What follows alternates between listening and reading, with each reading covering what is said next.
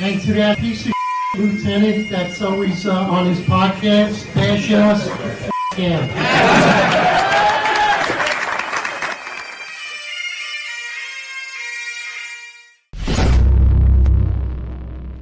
Attention roll call.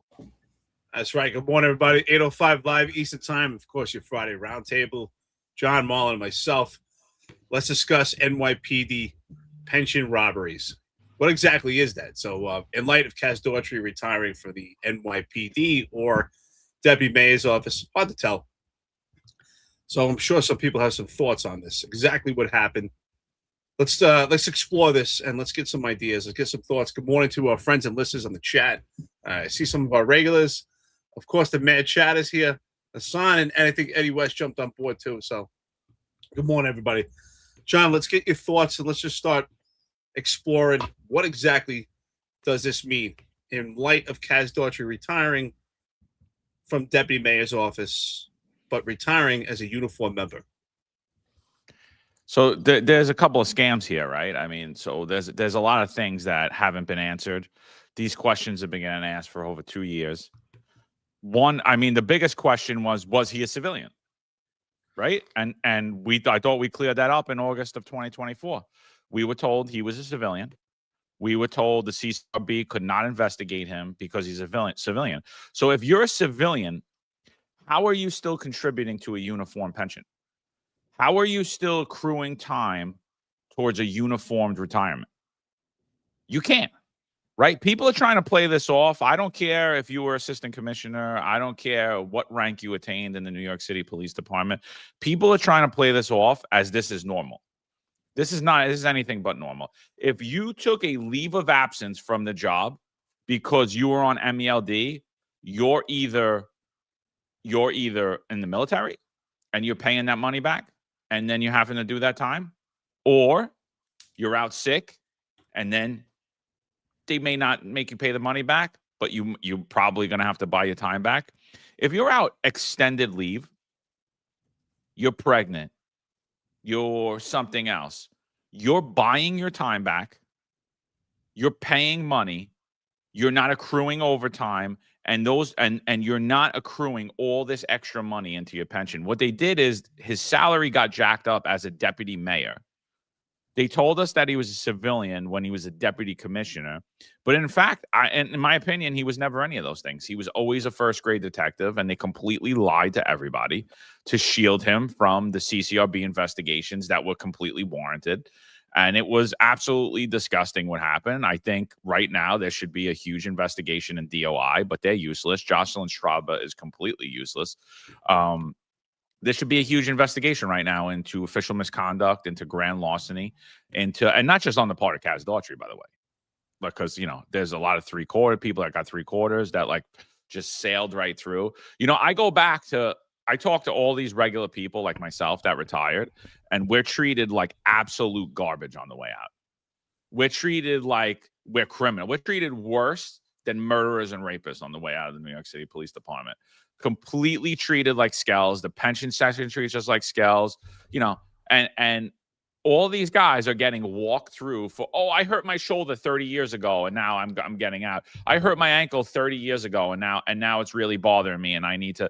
It's bullshit. There are high level crimes going on here. Everyone's like, what do you guys care for? What do I care? Because I don't know. You guys are cops. It's okay to steal. You lock people up for stealing toothpaste, but you don't care when people are stealing millions of dollars out of city coffers, out of taxpayer funds. What's the rationale there? And so I don't know what anyone's talking about with this. This is high level corruption. It continues in the last days of the Adams administration. And it's an absolute disgrace that this has been allowed to go on as long as it has. And that sits directly on Donald Trump's shoulders, on Pam Bondi's shoulders, and on the DOJ's shoulders. Absolutely disgusting what I'm seeing. Yeah. Good morning, guys. Good morning, chat. Happy Friday. None of this kind of surprises me, John, because Kaz kind of, they put Kaz in quite a precarious situation because they appointed him to that position without, him having finished his 20 years as a uniformed member of the service. So I always figured that, you know, when it comes to the end, they're gonna have to pull some shenanigans in order to get him, to get him through, you know. But especially when it kind of looked like Adams had no chance of getting reelected back in July. But I think there's a larger discussion here, and I'm sure we're gonna get to it as we go on. But the larger discussion is of all the fraud and the pension related fraud happening out of 1PP and happening to the same class of people that are untouchable. The tier one is, as Eric likes to put it, that all that fraud is coming from them. You know, we've gone past the point of them like bending the rules to and and kind of bending the rules to them outright just breaking the law in order to balloon their pensions up or to give them a disability pension when they really shouldn't have it. But I think that's part of a larger discussion, and as I said before, a couple months from now, we're gonna find out a whole lot of corruption is going on now, as we near the end of the Adams administration. It's like I believe it's a free for all happening right now, and we're gonna find out months from now just how bad it is. Well, good morning, everybody. The Finest Unfiltered has been front and center and in front of all these issues time and time again. Good morning, everybody. Terry Benin, thank you always so much for saying hit, like, share, and subscribe to support the podcast. We appreciate it. Thank you, friends and listeners. So please like, share, and subscribe. Let's get this out there. We're building, we're growing. There's no doubt about it that we can't deny that he is, in fact, a uniform member. I mean, we've seen it from the beginning. When Daughtry, at the height of his rocket fuel promotion, when he first became an assistant commissioner, he was running around with these protests that happened daily in New York City. He was running around at the chaos that happened at Columbia University with a firearm in full duty in uniform. And the question was, okay, is he a uniform member or is he a civilian? I mean, it was right in front of our eyes that he was still a uniform member. It's sitting right in front of our eyes, full-fledged in uniform with a badge and a firearm. So the question is, how was this manipulated? How does this actually happen? And there's no doubt about it. Again, the evidence is there. So for our NYPD retired active, we know exactly what the Finest message is. For any other law enforcement agency, in the NYPD, there's a portal. It's called the Finest, and it transmits information on a daily basis throughout the police department of news about who's sick, news about transfers, basically about the personnel and movement of the department. And so when Daughtry put in for his papers, and it says he got a lump sum retirement, that means that he's getting a full 20-year retirement with the variable supplement. That's what a lump sum payment means. But what's interesting about that is on the Finest message, it breaks down who put in for retirement. It says uniform members or civilians. And what it says on this particular Finest message, it says the following uniform members have put in retirement. And who's the first on that list? Daughtry. So my question is, if Daughtry was retiring as a civilian, why is he listed under as a uniform member of the NYPD on the Finest message? I've never seen that before. John, Marlon, I don't think you guys have ever seen that before. Our friends and listeners, I've never seen that in a 20-year career. And now in retirement, I've never seen that.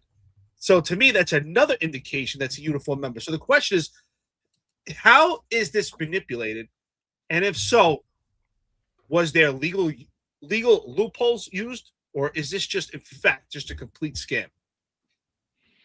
Look, here's the real thing, right? You know, I get people have made to become assistant commissioners, sergeants, lieutenants, people later on, right, have become deputy commissioners, you know, PAs. We even had a PA become a deputy commissioner, right? Like, so I understand that happens. But traditionally, they're civilian members of service. That's it. They're into a totally different pension system. They're in a different career, in a different job now. They're still working for the city. They're no longer working as a uniform member of the service. Now, it's not a question of if there's fraud here. It's a question of what the fraud is. So my contention originally was that they're circumventing the civil service process where you need to get to captain, right? You need to get to captain to move into the executive ranks of leadership in the New York City Police Department. In order for you to maintain being inside of the uniform pension system, right? That's how it works.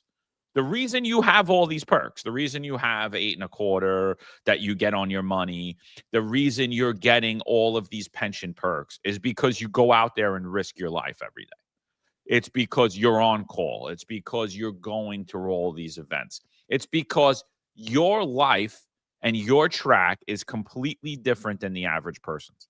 That's why you're in a uniformed pension system. When you're now entitled to holidays, weekends off, you don't work, you turn with the rest of the world, you're no longer in that uniform pension system. Now, are there cops that live sort of a civilian life? Yeah, there are definitely cops that live that. But guess what? They go out on details. They do all the work that's required of a uniform member of service. Kaz Daughtry never passed the sergeant's test. He never passed the lieutenant's test. He never passed the captain's test. And so to move him into leadership, the only way to do it was to completely circumvent the civil service process and have him go through the track of everyone else to enter leadership, uniformed leadership. Now, they gave him a civilian position. So that's it. Vest out from the New York City Police Department. And here's your civilian commissioner position, $300,000 a year, whatever it is. You're not entitled to overtime, although for some reason he was. And then move on about your career. Whatever the perks are, whatever the benefits are for a civilian member, that is your new career path. You're no longer a uniform member of service. Yet, Kaz Daughtry had the best of both worlds. He had all the holidays off. He got all the perks of being civilian. He hid behind being a civilian when it came time to answer up for his actions on the streets of New York City. When it came time for him to go in front of the Civilian Complaint Review Board, then he hid. Oh, no, I'm civilian. Oh, no, he's a civilian. That's what the Adams administration told everybody, right? He's a civilian. They confirmed that in August of 24. So how is he still a uniform member of service? It's impossible. So it's not a question of if there's fraud, it's where's the fraud, and nobody's answering up for that. Nobody's even asking the questions. We're the only people asking the questions. I mean, I know all the guys and girls in the New York City Police Department asking the questions like, how the hell did that happen? How is he retiring out of the New York City Police Department when he was a deputy mayor in New York City? And then it's like, well, he was on loan. Okay. He was on loan to the mayor's office. How is he now a uniform member of service when you've been telling us for over 2 years that he's a civilian? That's the real question.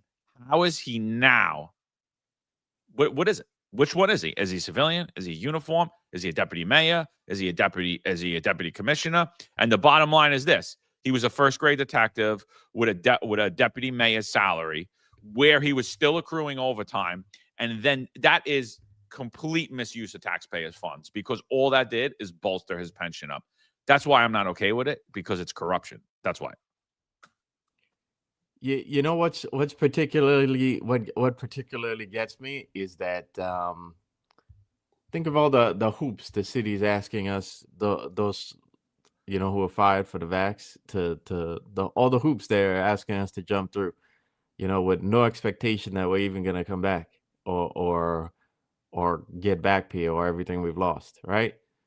They'll even tell you they need permission from DCAS too to bring us back. Meanwhile, you're just doling out the a massive pension to this guy, and yet like I said before, you're giving out all these disability pensions to all the friends of Eric Adams and John Chell. So it's it's ridiculous. And I said this before a while ago that Kaz, I just don't understand his career path, because here's the thing. You had access to like, think of it, you had access to the leadership of the job, right? You were basically doing a lot of Madry's job work for him, right? And you had all the time in the world. Why don't you just go take the test, bro? Why don't you just take the test?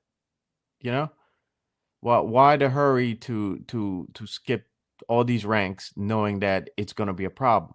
Okay, if it's gonna be a problem if Eric Adams lost. I guess they just expected Eric Adams was gonna win re-election again, and figured things were gonna go that way. But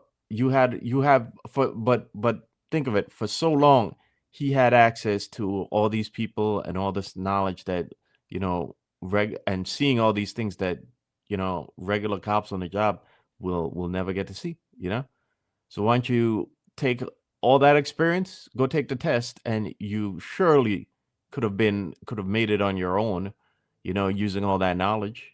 And instead of being put in such a precarious situation where they have to actually break the laws now to give you the pension that you should have had if you completed 20 years as a cop. But none of this should really surprise us, because this is an administration that loves shortcuts and loves bending the rules. If Eric Adams wants to cut fixed costs, and he talked about this a lot in the past, he wants to cut fixed costs for the city. The healthcare, the pension costs. So what does he do? Oh, you just fire a whole bunch of city workers from an illegal vaccine mandate. Oh, let's now change healthcare plans completely, so we could cut more costs. This is a shortcut administration that loves expedience, okay? And his idea, the phrase that he uses, "get stuff done," it really means find a shortcut to this, regardless of whether it's legal or not. And we're seeing right here one of the problems that doing so creates. I think the NYPD, the leadership, the upper echelon of the job, along with this administration, the Eric Adams administration, let's keep in mind that Eric Adams is still the mayor, owes it to its members of the NYPD of transparency. Because when it comes to this retirement, to me is exemplary and a demonstration of what could happen going forward. Because what we're now telling our NYPD members, we're telling our law enforcement that the pension is a perk for the powerful. A pension is a perk for those with the right connections, not necessarily a pension for those who actually did the job, right? That's what John was talking about before. The uniform pension is special and unique because cops, day in and day out, with their boots on the ground, put themselves in precarious and dangerous situations. That's why a uniform pension is so unique and special. And that's why police officers can retire young, because it's dog years. Every day that you're out there with your boots on, wearing full uniform, you are a target. You're putting your life on the line. And Kaz Daughtry transitioned to a civilian. So going forward, the question is, can anyone else do this? And what is the loophole? If this is not fraudulent, right? If this is not fraudulent, because it raises a lot of questions, and that's the question, is this fraudulent?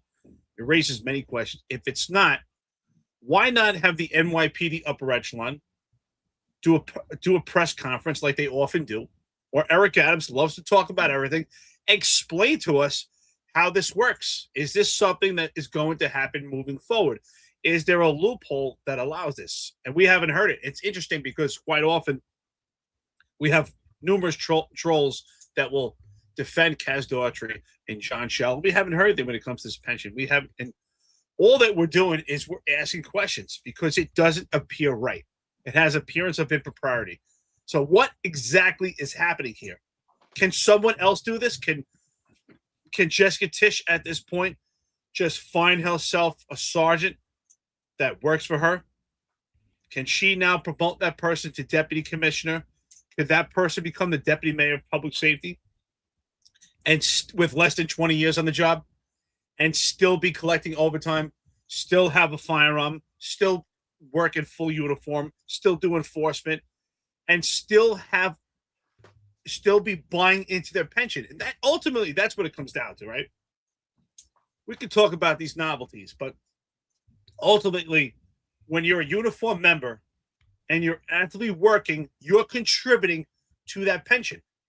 You have what's called the ITHP, which could be the increased take-home waiver, and also 50% additional funds going into that pension, right? Which is 50% of your increased take-home pay. So the question is, Kaz Daughtry being removed from this system as a civilian, how is he still contributing? Because even when you go to the military, if you are at the military extended leave desk and you leave, if you're in the reserves and you end up going to active duty status and you leave the NYPD, let's say for 3 years, you're still a uniform member, correct? We can agree. But for those 3 years, you're not contributing to your pension. There's no interest going into that pension. There's no overtime going into that pension. So when soldiers and sailors come back from active duty and go back into the uniform pension, they have to buy back that time to bring themselves up to date. So the question is, so for 3 years, for instance, let's say, for instance, that's $36,000 or $50,000. Even though they were serving in the military, they have to put back $50,000 into that pension system to bring them to the same point that they were at, because that was money that was not contributed. So that's the question. If Kaz Daughtry, if this was similar to being in the military, if that's how they treated this, was he buying into the pension that entire time? Was he making contributions as a uniform member? That's my question. Well, that's what it appears, is that he was. Everyone's talking about how big his pension is, how big it is, right? Joe Roscoe brings up 2 points, right? 2 points to go further on to what you're saying. MELD, it's for uniform members of service who are out 30 days more. So we already just said Kaz Daughtry is not a uniform member of service, right? He's not. We were told he was a civilian by the Adams administration, right? So he's on MELD, just like Eric said. So let's say he's out MELD. Your time doesn't carry because your pay stops, right? What happens is you buy back that time. When you buy back that time, you don't say, oh, well, I was a deputy commissioner. I made $300,000. So I'm going to give you $100,000 and that's going to go towards my pension. No, you buy back that year of time at your base pay. So all of the stuff you made outside is not pensionable. So if that's the case, first of all, I don't believe he's buying anything back, and I would like to see the facts on that. 2, if in fact he is, doesn't matter what his salary was there. He's only buying back his salary as a first-grade detective, which was already, in my opinion, a blow to New York City taxpayers and undeserving, being a first-grade detective. But that's a story for another day. Let's not get into all that. Then Joe Roscoe brings up another point. If he was assigned to MELD, his time stops. So again, it's apples. Is it apples and apples, or is it apples and oranges? Here's the main point. He had to have, if he's going back into uniform ranks, I don't know how he's doing it over 2 years later, because he wasn't on military. He wasn't out sick. He wasn't out pregnant. So I don't know how he's doing that. I don't know how you're coming back 2 years later. I thought leaves were only for a year. I thought after a year you had to come back. So I don't know how that's happening. How are you even coming back? But if you are coming back, and now you're coming back and they're putting you, because there had to be some shady things done for him to even come back as a uniform member. But now if he's coming back as a uniform member, he has to buy his time back. But the time he's buying back is just for his base pay. So anything outside of that, misuse of taxpayer funds, grand larceny, official misconduct, numerous other charges, dozens and dozens of other charges. And I'm not saying for him, by the way, because everyone's like, oh, he's so smart. No.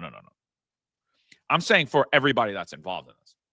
Everybody that's involved in this fraud should be hit with all these charges. If there was a competent government in New York City, if there was actually a watchdog in New York City, if there was actually a Department of Investigations, or if in fact there was an NYPD Internal Affairs Bureau, none of the stuff that you've seen come out of the Adams administration, none of the stuff that came out from the Crumbs crew would have ever happened. Instead, you know what they did? They blamed everything on one lieutenant. One lieutenant who was not part of the Crumbs crew. They blamed everything on Lieutenant Fabrizi of the Major Squad. Here you got this guy, former lieutenant, fired for bilking $100K from the NYPD, sentenced to a conditional discharge. You know what the first line of this article reads? It's hysterical.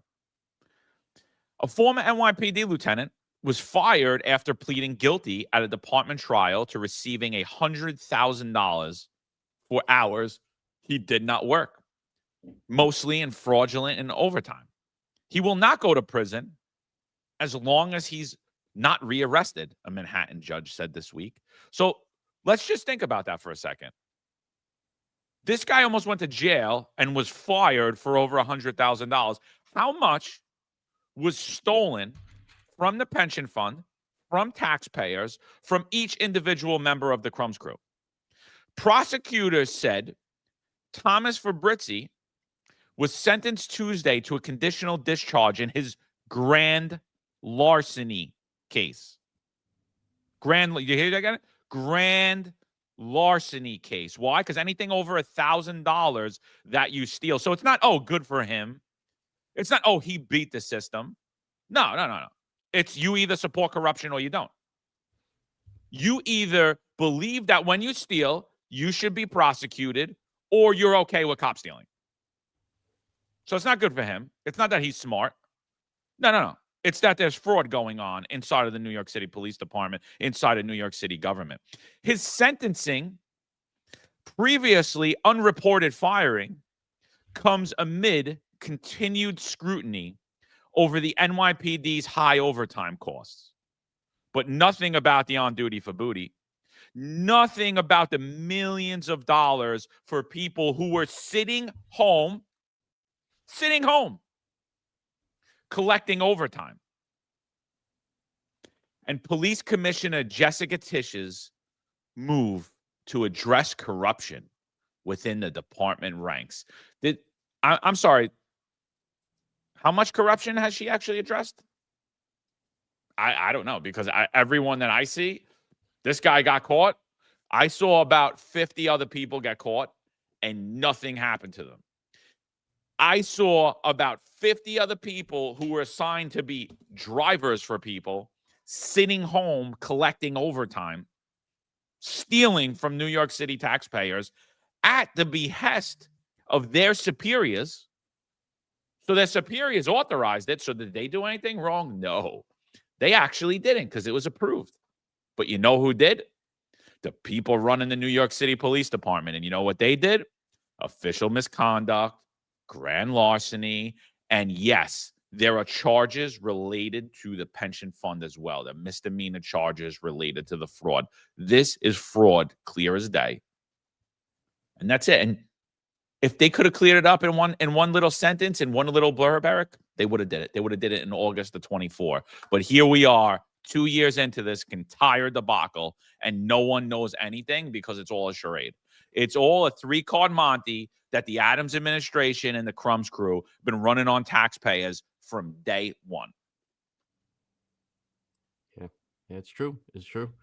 You know, we talked about this before too, about how the job likes a fall guy so they can protect the system rather than, you know, solving the problems that were, you know, the problems that brought us here in the first place. And here you have another example of it. Yeah, Fabrizi is the fall guy, so they can cover up all the other guys who stole overtime, and all the other people connected to the higher ups of 1PP who are allowed to do whatever they want, and then allowed to retire.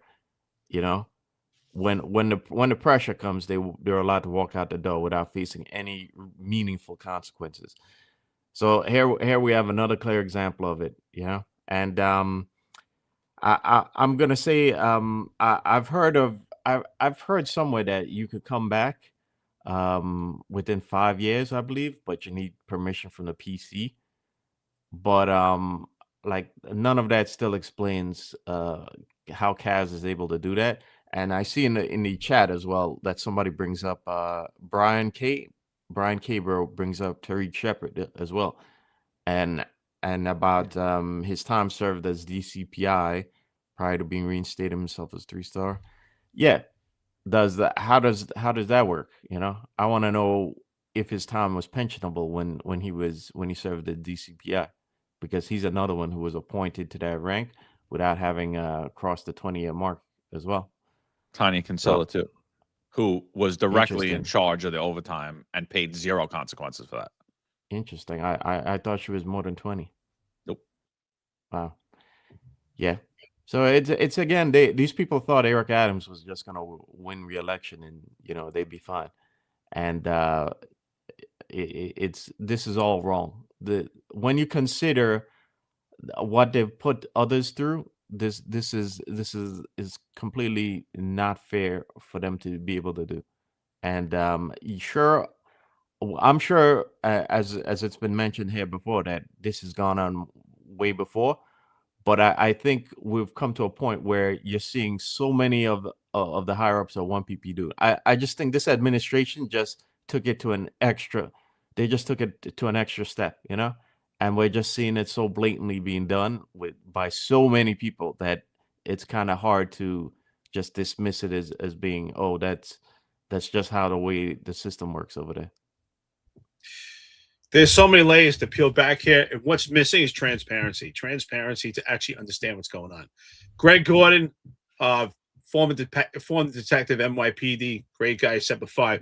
Greg says, I know I paid back over $15,000 for my 4 years in the Marines. Kaz better have paid more than that. Exactly that. He was out with the Marines and had to buy back. Now, I am getting texts from some people. Some people are saying that they changed it. Well, if that's the case, if they changed it under the Eric Adams administration, why?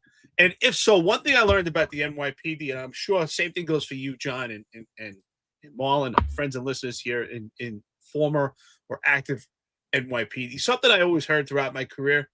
I don't know if you guys heard the same thing. They used to say, if it's not on paper, it didn't happen. And what I also heard was, if it's not on paper, it doesn't exist. So if this is legitimate, if this is not fraudulent, right, all we're doing here is we're raising questions because it just doesn't look right. So we're asking questions here. Quite often, things that we say on the Finest Unfiltered, the NYPD will come back with a direct response or some type of subliminal message. So if this is not fraudulent, if this is legit, where is the literature from the military extended leave desk on how this works? Please tell us. How does this work? How does someone get a rocket fuel promotion, bypass sergeant, lieutenant, and captain, become a civilian member of the service, then get a job in the mayor's office, which is completely removed from the NYPD? Let's forget about deputy commissioner. Let's talk about the deputy mayor of public safety, who is not even supposed to be responsible to oversee the NYPD. That's the job of the police commissioner. Am I correct? The job of the police commissioner is to oversee the NYPD. The deputy mayor of public safety is supposed to oversee the fire department and other agencies, not even supposed to have any involvement with the NYPD, and yet still collecting an NYPD pension. And it says the following uniform members, the following uniformed. Last I read and understood in my lifetime, uniform is exactly that, a uniform member, which equates to a uniform pension. So there's a lot of questions here. If this is legit, please tell us, how is this circumvented? Where is the literature to explain how this works? Can someone else do this? Or is this just special treatment in the Crumbs crew? How does this work? It raises too many questions, and the reality is no one can answer for it because it looks exactly as how we think it is. Yeah, and to be fair, like, what changed? Who was Kaz fighting overseas? Was Kaz assigned to military duty? Like, what changed? Like, okay, the military aspect changed. What does that have to do with Kaz Daughtry? I know that he thought he was in Iwo Jima and he was playing the flag, but just so we're aware, that was not military duty. I know Tariq was playing dress up that day and he was wearing a French hiking hat with an NYPD symbol on it. But just so we're aware, that was not military duty. I know that one time he showed up extremely late to where ESU took a door and he was wearing ESU gear. But just to be clear, that's not military duty.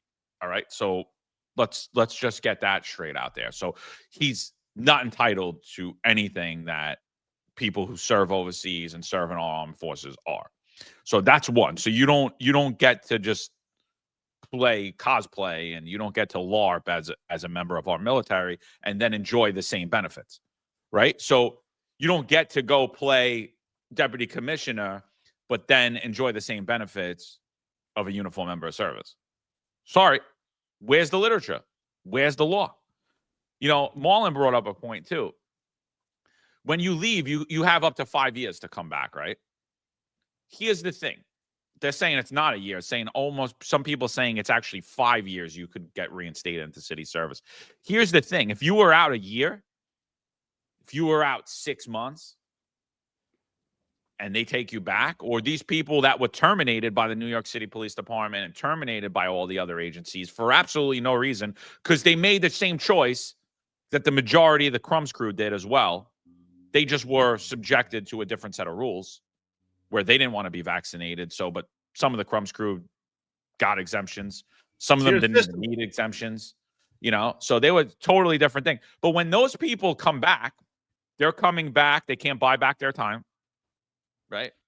They're not entitled to anything. They're not entitled to anything when they come back. But here's what they are entitled to. They have to guarantee another 5 years to the city of New York, or they'll go back to their original pay rate.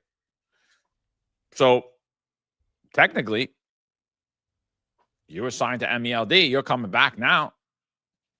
You got to buy back your time. Okay. You also got to put in another 5 years. You got to put in that time that you were away. You were out for 2 years. You got to put in that time you were away, plus get yourself to 5 years. Now, I don't think he needed 5 years to be at 20. So maybe he has to do a little more then. He has to do 22. So he has to do an additional 5 years. Those 2 years don't count. So why do those rules apply to everybody else, but don't apply to Team Adams? Why is that? Why is that? What's there? And everyone stay trained up. Oh, you got to give him credit. He played the system. No. Do you give credit to someone when they go and put a black mask on and rob a bank and they walk out with a bag of money? Do I give credit to bank robbers for that? No. You know what I say? They stole. They should be held accountable. I'm not giving credit to someone who circumvented the whole way you get 3/4 and get 3/4. They didn't play the system well. They stole from New York taxpayers. They were corrupt. I don't cheer on corrupt cops. I'm sorry. If you do, good for you, but I don't. Sorry. They sent cops to my house to try to have harm done to me and my family. They've dropped criminal investigations on all of us. They labeled us all as domestic terrorists for absolutely no reason other than giving our opinions and exposing the blatant corruption that most of you just sit there and cheer on. Oh, yeah, no, that's so good. It's good. Good for them. Corruption in the New York City Police Department was gone for 30 years. It's been normalized under this administration, and most of you are okay with it. That's all I got to say. Most of you are completely fine that they took Marlon Bethel's salary. They stole his salary, his health benefits. They took it right out from him. And then they just took it for their own. They're like, no, you know what? I'm just going to take Marlon Bethel's salary. I'm going to put it towards my pension every year for the rest of my life. I'm just going to take all the money that I stole from the regular, ordinary people and stick it in my own pocket. Sorry, I'm not okay with any of it. I'm not okay with anybody that tries to dumb this down, anybody. I'm telling you right now, open for debate. Come on here, sit down with us, talk to us. Tell me how this isn't grand larceny. Tell me how making overtime when your rank isn't entitled to it isn't grand larceny. Tell me how it's not. Tell me how Fabrizi's getting arrested, losing his career, going in front of a jury, and they're not. Tell me how. Rationalize it to me. Rationalize it to yourself first before you try to do it, because it's not going to look too good. I'm telling you right now, it's not going to look too good. Everything they're saying for Britzy did, there was about 300 other people that should have been facing charges. I'll show you the overtime list. And it's not every single person on that list, but we could point out exactly who it is, and we could go right by where they work. Yeah. But I'm gonna say though, John, I don't think you will have much of an honest debate though, if anybody were to come on and argue that point. Because here's the problem. I mean, how much of a debate can you have with people who still aren't upset that you were forced to take something that could potentially take years off your life. I mean, I think again, I think the job has Stockholm syndrome, and I think a lot of cops are gonna be okay with this. But Marlon, to be fair, it's worse than Stockholm syndrome. It's literally doing what they said in Goodfellas. Jimmy was the kind of guy that cheered for the bad guys in the movies. That's what they're doing. That's what they're doing. They literally changed what it means to be a police officer. It's okay to lock people up for stealing, but if you're a cop and you steal, you should be applauded. That's the mentality today. Corruption's been normalized today under the Adams administration. Republicans love it too, right? Donald Trump loves it too. Elon Musk loves it, right? All these guys love it. The DOJ loves it. Public corruption's completely fine. Dan Bongino loves it. The DEI hire Kash Patel loves it. The other DEI hire Pam Bondi loves it. The other DEI hire Jessica Tisch loves it, right? The other DEI Richie Taylor, he loves it. DEI for you, not for me. Yeah. What was I gonna say? I think we're at a point in history where again there's the corruption is just so massive. It's coming from like all ends of society right now. It's coming from the feds. It's coming from the local government, there's really nobody for us to hold these people accountable. I'm gonna say from the get-go, I think Kaz's position inherently had elevating him to that position without having completed 20 years inherently had fraud in it, because there is no way that he was going to get a full 20-year pension without them committing some sort of fraud for it. Because I mean, if Eric Adams had won re-election, was he going to, he still had to finish his 20 years as a uniformed member of service. Was he going to, the plan was he was going to do 8 years as a civilian or 7 years as a civilian, and then go back and finish his 20 years as a uniformed member of service. So I think when you promote people like that to a civilian position, there has to be an understanding that, hey, listen, you're not getting your full 20 years. That variable, sorry, kid, you're not getting that variable. But it's something you're going to, hey, do you want that position? Okay, you're gonna have to give it up. But apparently that's not the case. So I think the fraud was there from the get-go. This was the plan all along, because there's no other way that you could get that he would have been able to finish that 20 years. Well, let's break this down, right? I think we can break this down to two sides, right? One, Kaz Daughtry was either a uniform member getting time extended at the military extended leave desk. That is for the NYPD, or you're a civilian and you're in a different pension system. So there's two big pension systems for the city, right? There's the New York Police Pension Fund, or you can call it the NYPD Police Pension Fund. People have to understand the NYPD has its own pension fund.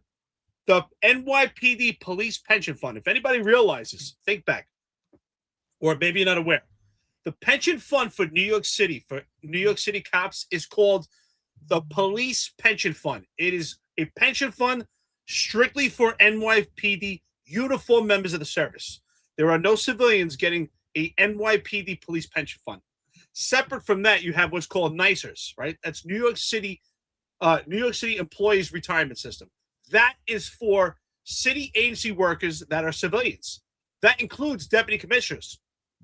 that would also include deputy mayors, right? So you have NYSERS and you have the NYPD Police Pension Fund. The NYPD Police Pension Fund is exactly for that, uniformed members of the service. NYSERS is a pension system for civilians, deputy commissioners, including. So the question is, it's one or the other. Kaz Daughtry was either a uniformed member the entire time and paid into the police pension fund and is getting an NYPD police pension, or he was a commissioner and went into the NYSERS pension system, which is for New York City employee retirement system. It's one or the other. It can't be both.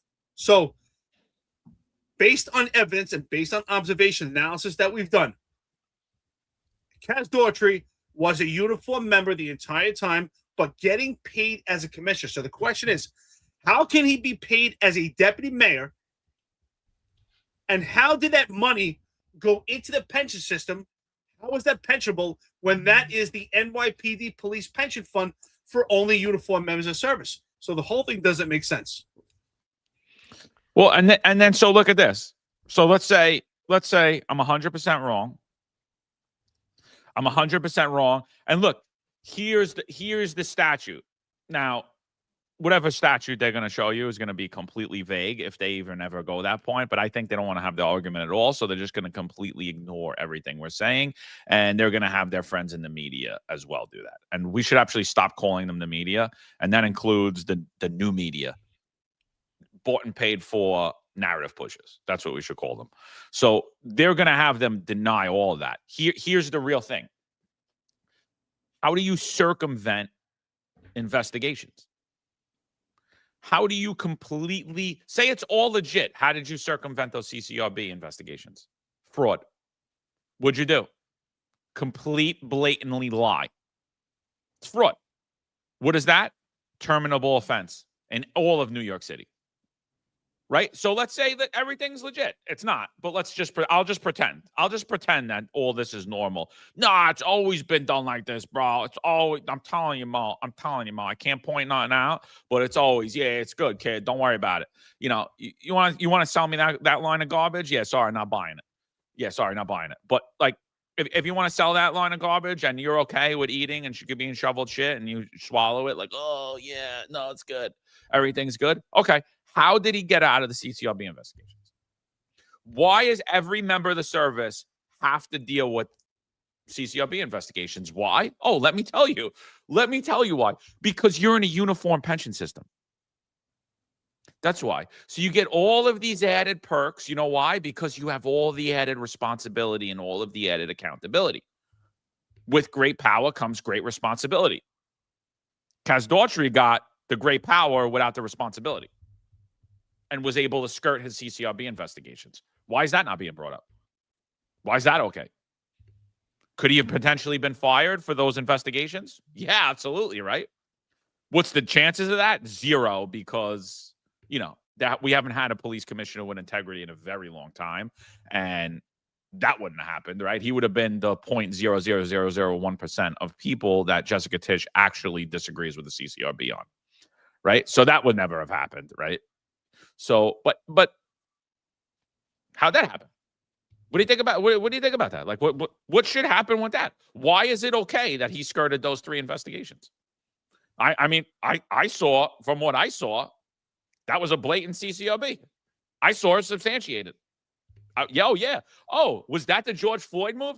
Was that the move that got Derek Chauvin arrested and sentenced for murder on? Yeah, no, yeah. That was it. And guess who I saw do that move? I saw Kaz Daughtry do that move. Oh, but the media didn't report it, right? No. New York Post didn't report it. No. Fox News didn't report it. No. CNN, nobody reported it. Why was there no CCRB investigation? Oh, we're special now. Oh, I'm going to get the uniform pension, but I'm actually not a uniform member of service. Tell me how that works. Somebody, please explain it to me. Well, somebody should also explain how come those wacky progressives in city council have nothing to say about any of this at all. No, think of it. How many times have they questioned NYPD overtime? Oh, the overtime is, right? They question NYPD overtime. They question NYPD tactics. they push all these BS laws that handcuff cops, and yet they are mysteriously silent about the blatant this blatant corruption going on. Nobody's gonna say a thing about this. So we're living in a very screwy time, and just to go back on the pension section, I'm gonna say that pension section themselves, they themselves are committing fraud, or going along with a lot of this fraud themselves, because I can tell you firsthand in my experience, like how like why don't I have my pension? They never received any paperwork saying why I was terminated. When you get terminated, your paperwork gets sent to a pension section. They never received anything from me. And I know because I called them about it, and they're like, how do you know you were fired? We didn't get anything. So how can somebody explain any of this to me? Because I surely don't understand, and I don't even understand how when people like John were forced out the job, how pension section is even going along with it, because there was a problem from the beginning, and again we're just going along with the plan. Nobody questioning any of this. So we're seeing multiple layers of fraud in the system, and pension section and the pension fund is no different.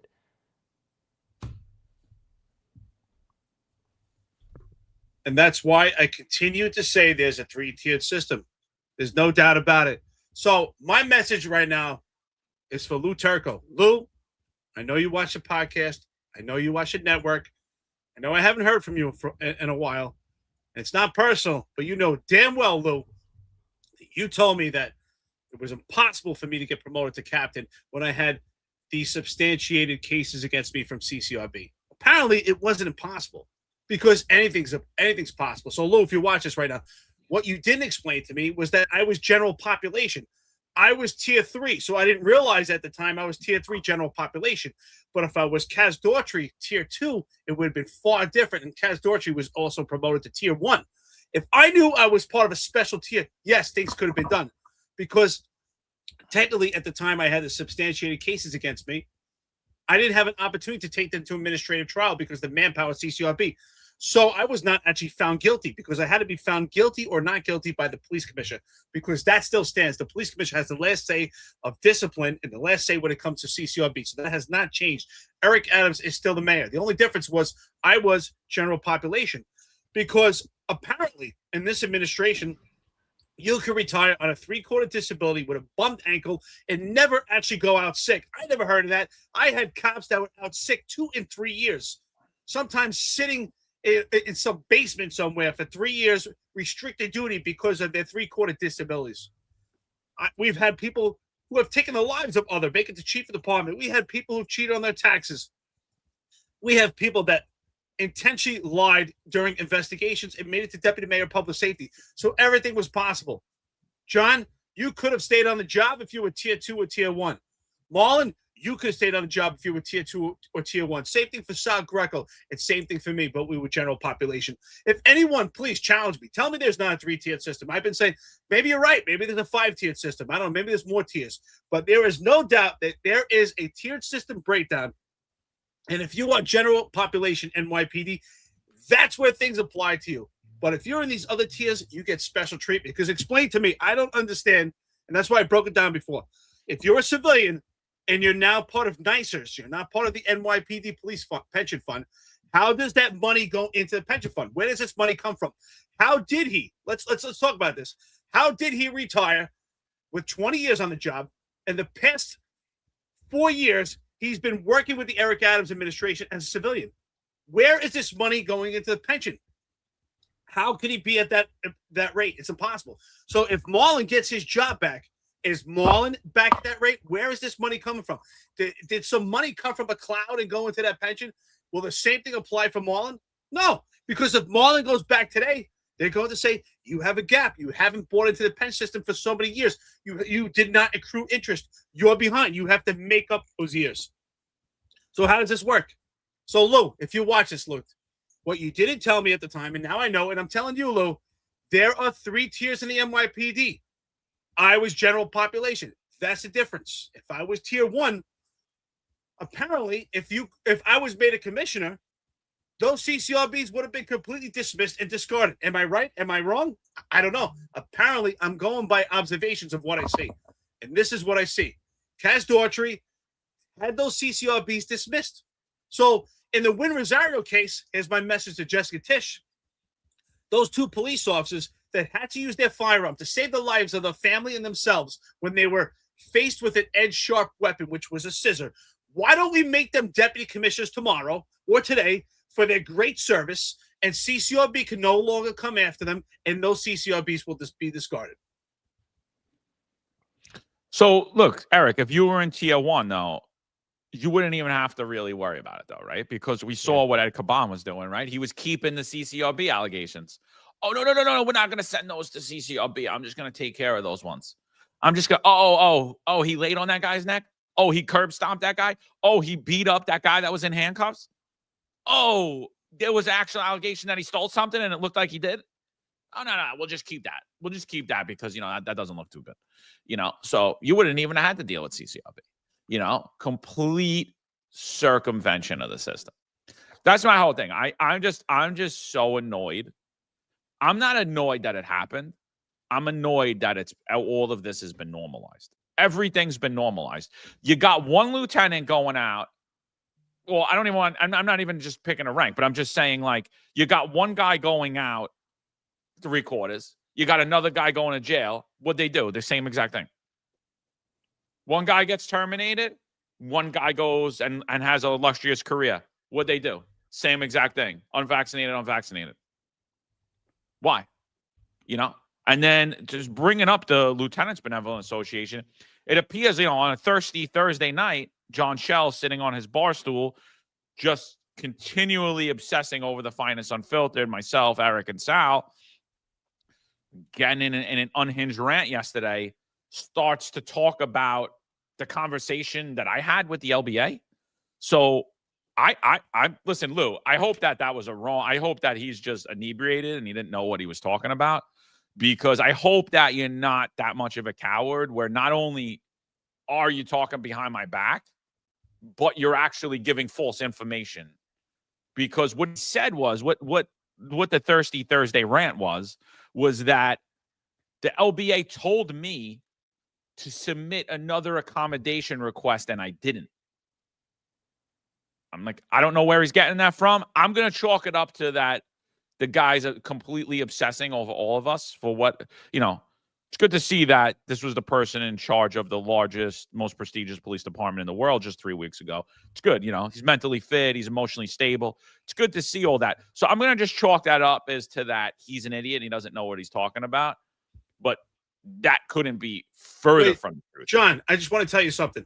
No, that in fact, Lou Turco is giving John Shell inside information, because I'm the only person I told was Lou Turco that I wanted to get promoted. And I wanted to just to take pictures for my family, walk off the stage and retire. I was done with the job. And John Shell knows that because Lou Turco told him. So, yeah, they're not telling the right information, but he's giving him inside information that we discuss. Absolutely. But like, my point in the whole thing is, like, I have all of the documentation that I've submitted, all my exemptions, and they were rightfully denied right away. And so were my appeals right away.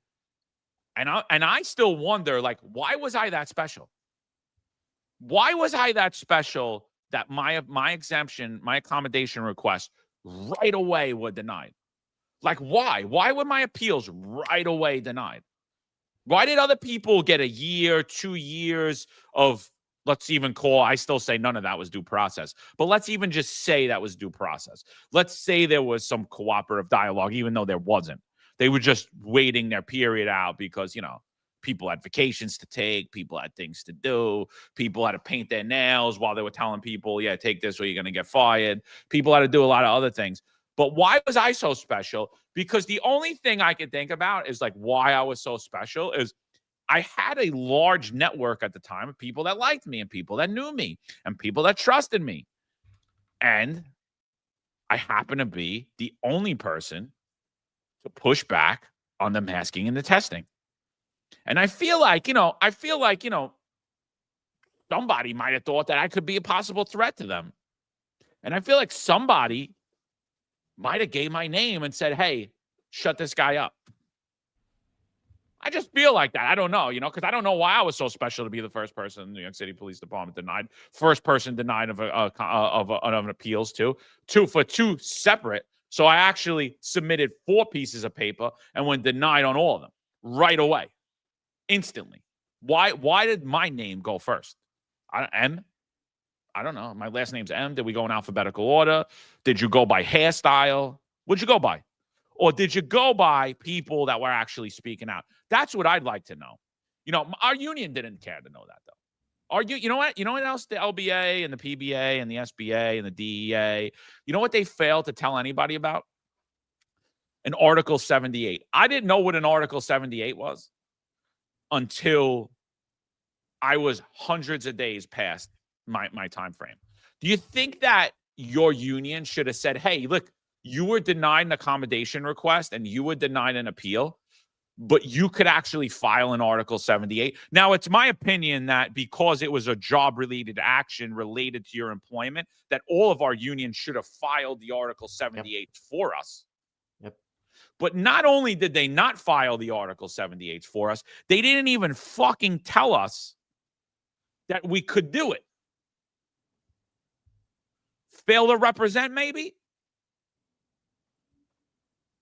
Yep. That's a fact, John. That there should have been union-wide Article 78 filed, but they acted like this didn't exist, and they never told any of us about it. Yeah, and it's considering all what's going on and all this corruption. Again, if you people who are watching at 1PP, especially personnel, think there's a chance in hell that I'm gonna come back under your odious terms, you're out of your effing mind. Okay, y'all started this, and we're going all the way to the end of it until you have to apologize to every cop that brought this on us. Okay, and there's some names that we forgot in this discussion, because there's Ira Jablonski. Remember, he's a lieutenant who months ago was forced to retire again.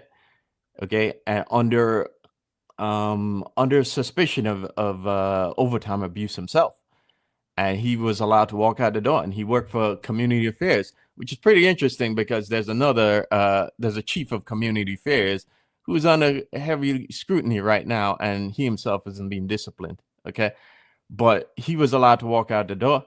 Right. And then you have other people like Ingrid Sanders. Ingrid Sanders made a lot of money working on the Daughtry, and she's allowed to walk out the door. So we have a very disjointed process here where it matters for some, the rules matter for some people, and the rules don't matter for other people. And if you're in the Nepo class of the NYPD, the rules clearly don't matter to you, and the job will bend over backwards and break the law to keep you here. Whereas for us, the job will bend over backwards and break the law to get rid of you. Okay, so this entire thing is absolutely insane, and you can see why the cops right now. You can see why morale is so low. There's no doubt about it. Every time I mention this 3-tiered system, I want someone to challenge me, tell me I'm wrong. You just bring up a name and talk about an issue. You're like, oh, that person got special treatment. You're right. That person was tier 2. That person is actually terminated. That person's actually has a chance of being arrested. Oh, that person's tier 3. I know a cop who was in the Marines who had a DWI about 3 years ago. Now, I'm not saying that's right. Many cops have had DWIs, but many of those cops have DWIs have went on to have successful careers. And this particular cop is actually facing termination. How was one cop facing termination while others have went on to have successful careers for the same thing? Because it comes down to a tiered system. And that chief of community affairs you talk about is tier 1, has been the Teflon Don of the NYPD. It just gets away with everything. Doesn't even work. Made it to the position he's at without even ever having a command. So if anyone tells me there's not a three-tier system, please tell me I'm wrong. Tell me it's a level playing field. Tell me that discipline is an equitable distribution enforcement throughout the NYPD. I don't see it. The disciplinary matrix for itself. I remember at the time when I first read the disciplinary matrix, the inception meant January 2021. I never forget. I said to myself, why would this former commissioner, Dermot Shea, actually allow this? I read through no one else read through the matrix in the manner I did. I read through it, dissected it piece by piece. And when you realize it's built and designed for this three-tiered system, because there's a presumptive penalty that's the automatic, but then there are aggravating factors. If you're a general population, those aggravating factors will apply to you. You'll get terminated. You'll lose substantial amount of vacation days. Your career will be curbed, impeded. But if you're on the other side of that spectrum, if you get those mitigating factors, you'll be taken care of. Nothing will happen to you. I mean, think about that. Think about the difference. In the disciplinary matrix, hate speech, which I have no idea. John and I talked about this in length. What is hate speech? We have no idea. It's so subjective. But hate speech, you can be terminated. General population, you will be terminated. But if you get a mitigating factor, one penalty vacation day, how does that happen? How does one person utilize hate speech, whoever knows what that is, gets terminated, and someone else could do the same thing and lose one vacation day? Why? Because there's a three-tiered system. How can Sal Greco get terminated for apparent criminal association while the entire upper echelon, the NYPD, associated with criminals on a daily night, hanging out with nefarious characters that you say to yourself, you would never want these people even just to walk into a precinct. And yet Sal Greco was terminated. Marlon was terminated for not taking a vaccine, while others have submitted fake vaccine cards where other people have pretended and lied about a vaccine, and they're still on the job having fruitful careers. John was forced to leave. I was not represented. I was not supported. I had 8 sets of charges in 6 weeks. That's not even normal. And then you have this idiot Juju who writes books, who's a professor, who has the time to spend 8 to 12 hours a day watching the Finest Unfiltered, because obviously he's part of that tiered system also. Because who else could sit and watch the Finest Unfiltered for 12 hours a day and still get paid by the NYPD? There is a tiered system. And here you go, Richie Taylor. John, I'll let you go into it. Yeah, so, whenever we bring up DEI, like somebody was a DEI hire, somebody's a DEI promotion, black people get all up in arms. It's like, oh, you're saying that because he's black. I'm like, no, I'm saying it because he's a DEI hire. Like, he's unqualified to be in the position he's in. He doesn't have the skills. He doesn't have the competence level. And he's really not a great cop. And he shouldn't have been promoted to that rank. So he's a DEI hire. Richie Taylor is a DEI chief. Like, he's 100% a DEI chief. Never had a command. 26 collars to his name. Basically, community affairs, the whole ride up. He's looked at like a ticket and a liaison for the mayor's office and 1 PP inside of to the Jewish community. That's it. He's DEI, diversity, equity, inclusion, right? That's all he is. I'm like, I'm sorry. I'm not, so when I say DEI, I don't care if you're white. I don't care if you're Catholic. I don't care if you're Jewish. You're DEI hire. Richie Taylor's a DEI hire. I know Sal's been good diving into all his antics and what he's doing. And I don't know. I haven't been following along too much about that, so I can't really speak on that. But the thing I will speak on, clear as day, this guy should have never been promoted to a deputy chief. And clear as day, he's a DEI hire. And I'll say that over and over again. And to be fair, I said the same thing about Joe. He had no business being in the position that he was in. I don't think Richie Taylor is as mentally unfit and emotionally unfit as John Shell to hold that rank. I think he has more of a poise than John Shell does. But I see the same thing. I look up atop at the New York City Police Department, and I just see people that don't deserve to be there. And I see people that could care less about public safety. And I see people that only care about themselves, their own pocket, and their own ego and their own lore. These people are not even like, the people say, I think Marino said, there are cops that are public servants and there are people that are cops. There's another tier. I think there's another group of people, because there are people that are public servants. Oh, I'm just going to go do my job. And then there are people that go into the mission and go head on and do all the work. But then there are people that come on the job to use it for self-gain. I don't know what to call them. I don't know what they are, but there's a lot of them. And for some reason, they're all in charge of the New York City Police Department currently. Yeah. Maybe opportunists or yeah. We had a great episode yesterday with Grace Price, the reporter from City and State on Sal's show. So if you guys haven't watched it, after today's episode, go back and watch it. It's a great episode.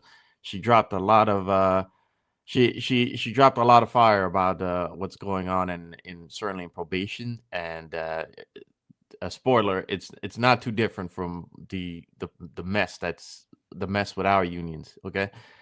But she also talked about the what's going on with the 31 cops from the psychological issues, and it's a good listen. But she mentioned how basically the city kind of is kind of stuck because they want to position themselves to an advantageous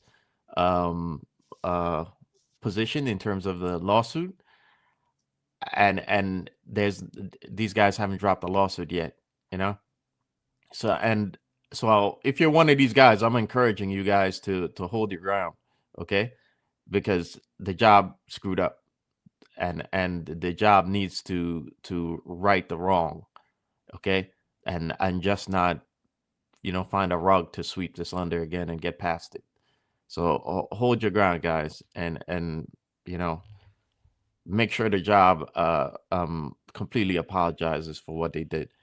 But this is I don't, if you can't understand like why so many this job has so many problems right now. Why, when we see these protests, like the one we talked about a couple of weeks ago, where everybody's just standing around there, nobody's taking action. We see the poor policy and poor poor management.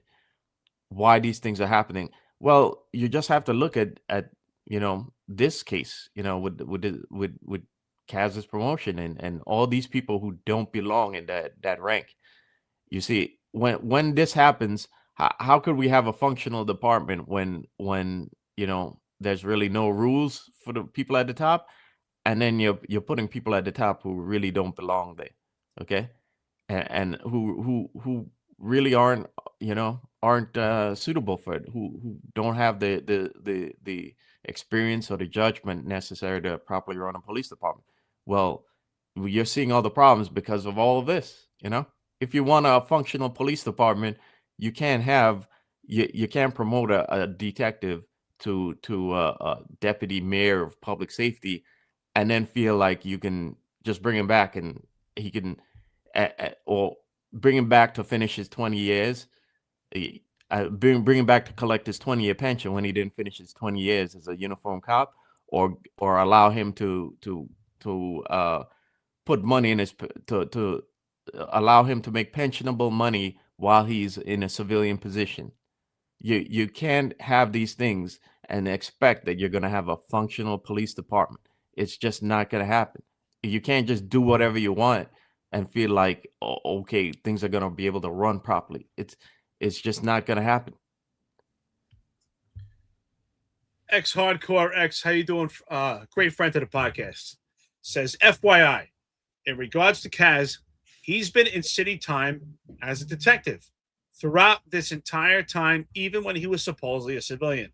He never left his uniform member to service rank. I'm telling you, this is a huge scandal.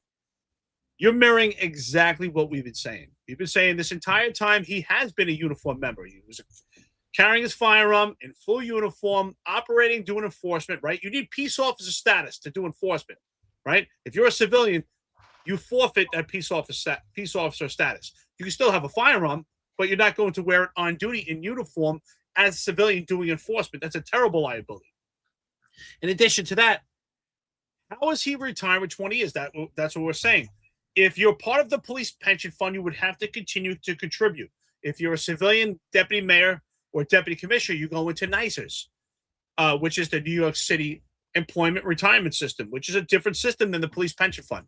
Now, I've been getting some text this morning from several people who said it did change for military.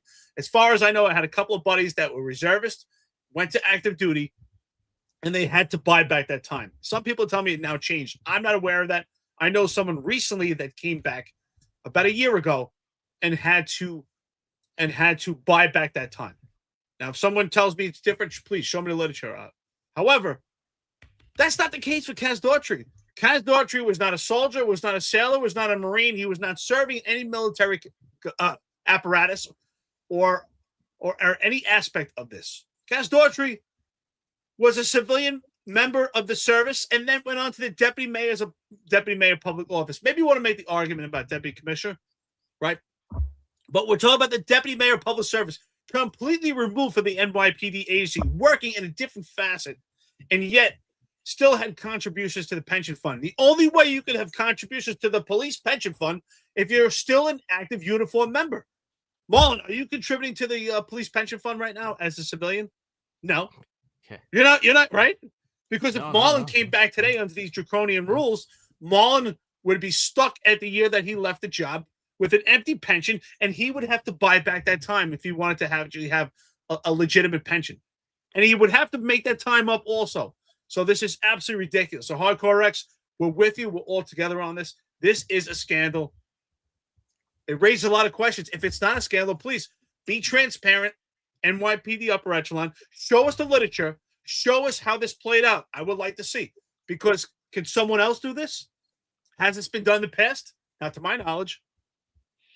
Well, see, that's the thing. I think it has been done in the past, and I don't think that, I think that a lot of people are going to try to protect that system because they're ultimately trying to protect their own name.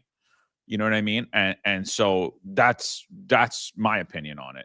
Look, when you go to the police pension fund and you look at you go to see through New York or whatever, when you look at the top and you look at the top of the people, the top earners, the top pensions in the New York City Police Department, you're going to notice one thing. All of their names are redacted. Why are all their names redacted? It's public info. It's taxpayer funds. Why could you go look up Eric's pension? Why could you go look at my pension, but you can't see the top earners? Why? What are they in danger of? Why are they any more of a threat than being the most complained cop or being anybody else? Why are they so sacred that we can't know their names? Right? And so you're going to get a lot of people and you're going to hear a lot of things over the next coming week of people trying to dumb down what's going on and trying to tell you that everything's fine. No, we always did this. Don't worry about it.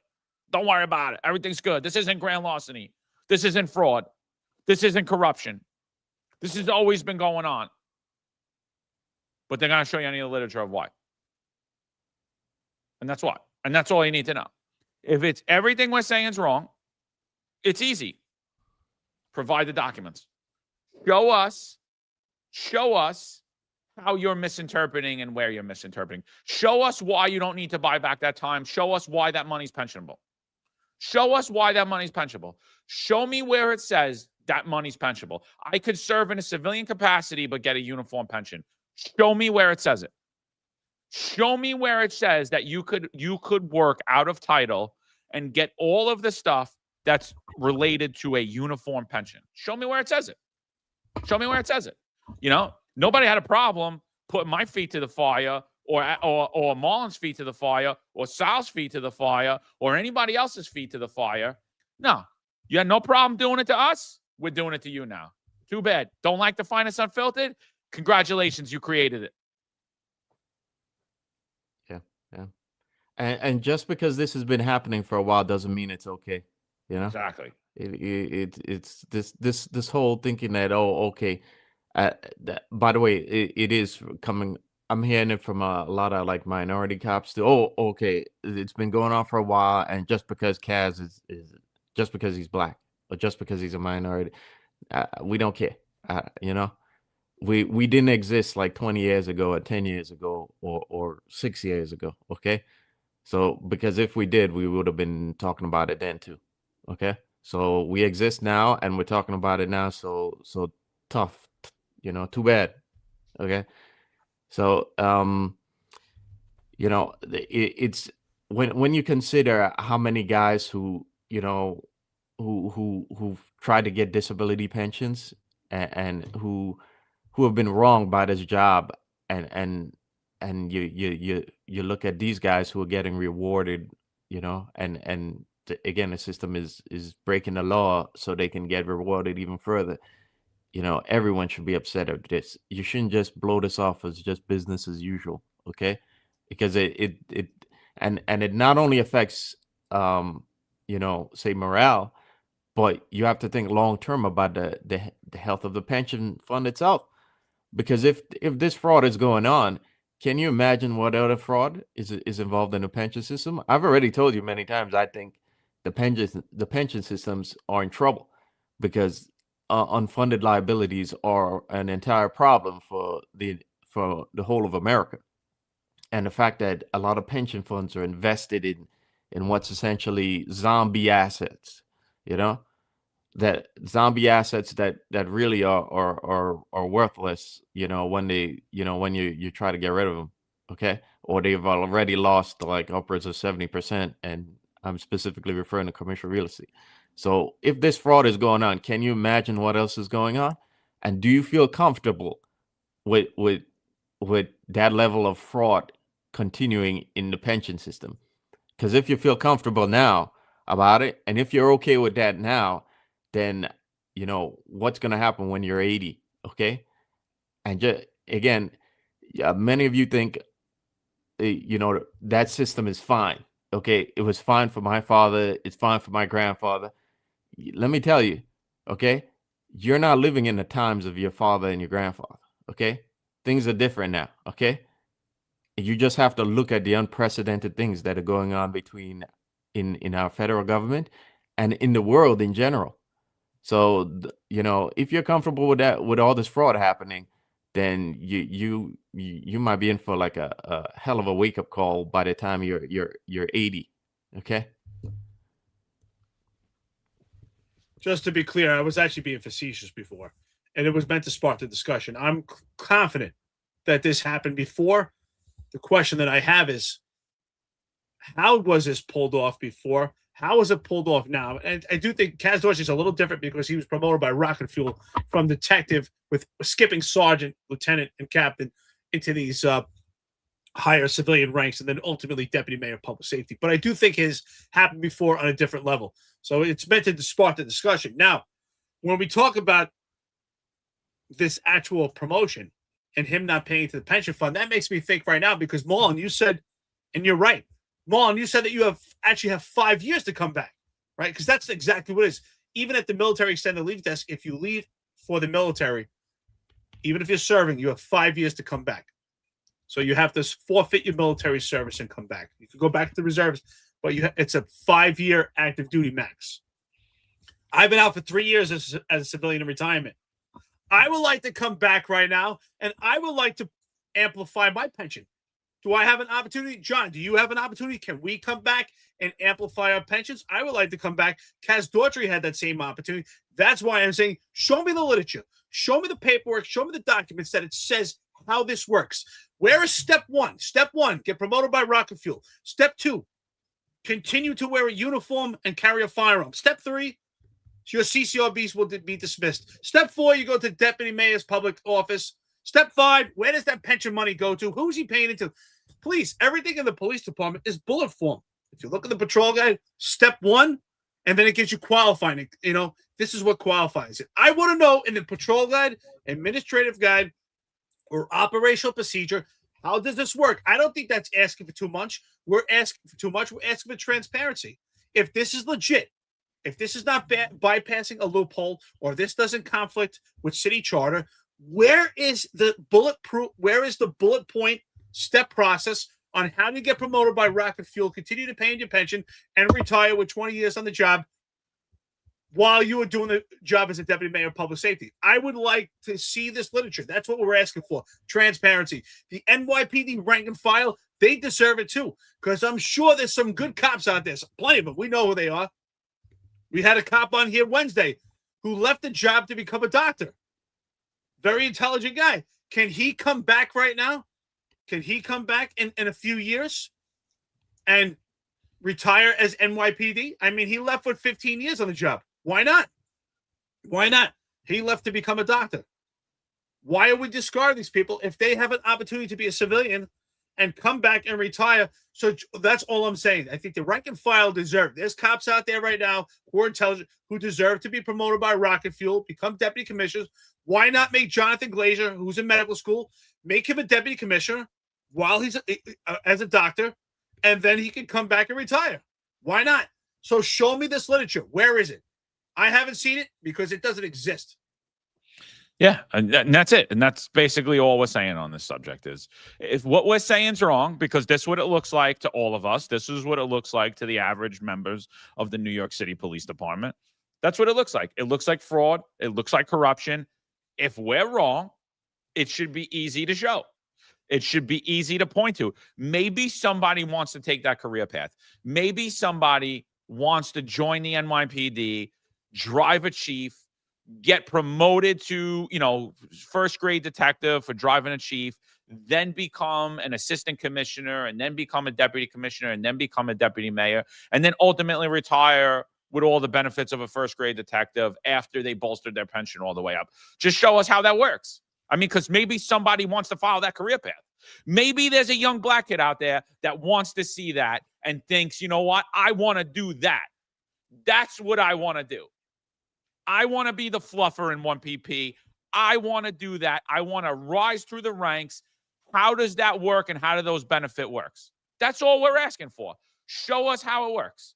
That's it. Like maybe there's somebody that wants to do that. Why are we going to deny the public and the youth in New York City the privilege of understanding how that works and understanding? And there may be someone in the NYPD right now that wants to take that career path.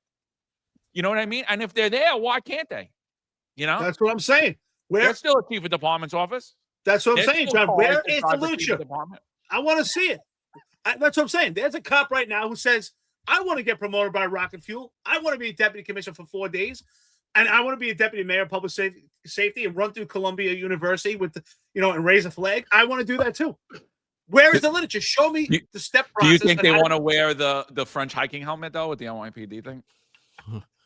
Well, you said become a fluffer. I don't know if they want to become a fluffer, but But look, not to cut you off, Marlon, but Jeff P said, I'm pretty sure I know what this is. Says, when I went on military leave, ready? Listen to this.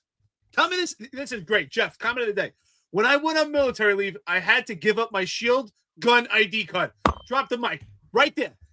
He went on military leave, had to give up his shield, ID card, and gun. Cass Daughtry, apparently, everyone is telling me he went to the military extended leave desk. He still had his gun. He was a full uniform, raising a flag with Iwo Jima with a gun as a deputy commissioner. But look, enough of this. It is what it is, dude. It is what it is. There's zero transparency, and we're gonna prove the transparency right now. So we had Thirsty Thursdays last night, right? We'll get into that. But this is what sparked it. We often cite Reza Chowdhury on here. Great analytical mind. Him and San Antar have been breaking down the political corruption and have been exposing the lies in the legacy media and the lies coming out of our government, right? So we're being told that we're at historic lows in transit. So Reza puts this out. All I did is retweet it and say historic. That's all I did. This is what he puts out. He says, New York City just logged 484 felony assaults in the subway system through October, the highest January through October total in modern history, right? So look at this. Look at this. When you look at it, here's felony assault, right? Oh, why is that not working? Shit. So when you look at it, he goes all the way back to, I believe this chart is in the late 90s, all the way over to 2025. So if you see, you're being told there are historic crime numbers in transit, but yet when you actually look at it, They are making history, but not for lows, for highs. Right? So you're being completely, utterly lied to. New York City and the NYPD is completely lying to you. And then that sparks the Thirsty Thursday. Now, I don't know if he was on his infamous bar stool. I don't know where he was. There was a couple other things that Reza put out that really I think pissed him off. Average number of annual New York City murders by mayor. Rudy Giuliani, 2.6 a year. Mike Bloomberg, 1.9 a year. Warren Wilhelm, also known to non-New Yorkers as Bill de Blasio, 2.4. Eric Adams, 7. Right? So really debunks this whole we're going to control the narrative thing. Right? We're going to control the narrative. Another thing he put out. The safest subway ever has odds worse than the lottery. So the chance that you were getting murdered in a New York City subway in 2018 were 1 in 1.68 billion. That was in 2018. That was under Bill de Blasio as the mayor of New York City. Okay? That was under the commie de Blasio. And that's why I don't understand how anyone tries to argue with me that Bill de Blasio was worse than Eric Adams. Like, they're both awful. I can't even have that conversation. But Eric Adams is the worst mayor in New York City history ever. He's the most corrupt mayor in New York City history ever. He has the most incompetent administration, and he is going to cost New York City, and he already has cost New York City the most amount of money, whether through corruption or through just incompetence, that any other mayor in New York City. Blew the budget out. Guy's a complete moron. He's leaving Zohar Mamdani sunken. Zohar Mamdani's socialist plans are already done because there's no money to do them. So, but when you look at that, so in 2018, Bill de Blasio's the mayor, you had a 1 in 1.68 billion chance of being murdered in New York City subway. Today, 2025, you have a 1 in 266 million chance of being murdered. You know what your chances of hitting the Powerball lottery are? 1 in 2.92 million. So that comes out. And then I guess, it's Thirsty Thursdays. So out of nowhere, here comes John Shell. Now, mind you, all I retweeted and said history. He writes, great analysis. Weren't you just reinstated? Suit up and please show us how it's done. Honestly, we need you. I'm not joking. You are a fountain of strategy and know-how. Please call the LBA. Stop at Dick's Sporting Goods. Get a glove and get back in the game. New York City needs you and the 60K subscribers want you. Thank you. BTB, Johnny Hot hashtags. What he means is Bob the Builder. So that is the most unimpressive chief of department in New York City history and NYPD history we've ever had. So I have not been reinstated. New York City denied that claim. So what do you guys think about Thirsty Thursdays? Yeah. I hope the bar has insurance for all the damages he caused. But no, I think he's gone into legacy protection mode now. That's the only thing left. Got to rewrite history and protect those legacy, because they, not only is he tied to the corruption that we've talked about, but as you're seeing here, crime is actually up. No matter they can try spin and or narrative reframing all they want, but the facts are the facts. So what did you actually accomplish as chief of department? When you were chief of department with names that's a rank that's had some legendary names attached to it, like Espo, like Louis Anemone. I'm not sure if I pronounced his name right. He's way before my time, but you hear old timers talking about him all the time. Okay, so you share that rank too. Okay, what's your legacy? Okay, you think you can measure up to what those guys did?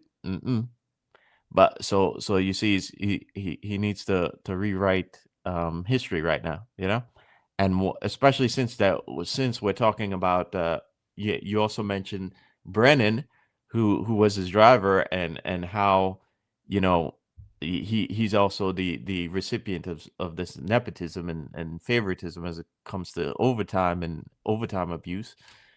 So it naturally he's upset about this, and he you know he it's right now we're living rent free in his head, right? Because he's no longer in that position, and there's not much he can do to rewrite the past right now, but he's still gonna try. Yeah, well, these tweets are directly at him, and that's what he feels, right? So Thursdays to me is a week of that's the day that he numbs the pain. The reality is he has to live with. He took the life of someone else by an accidental discharge, is what he claims. I don't care if it was accidental or unintentional. You took someone's life, and accidental means that you were unprofessional and you were stupid and you didn't know how to do your job. Because you're responsible for that firearm. You're responsible for every bullet that leaves that firearm. That's something that we're always taught. He cheated on his taxes. He's the only guy I know to get 3/4 for an ankle and not even be out sick. So now he has to numb the pain and know that everything they put out there was a complete lie. And he was living a lie of pretending that he was woke in the streets. In reality, he was MAGA. He was MAGA the whole time.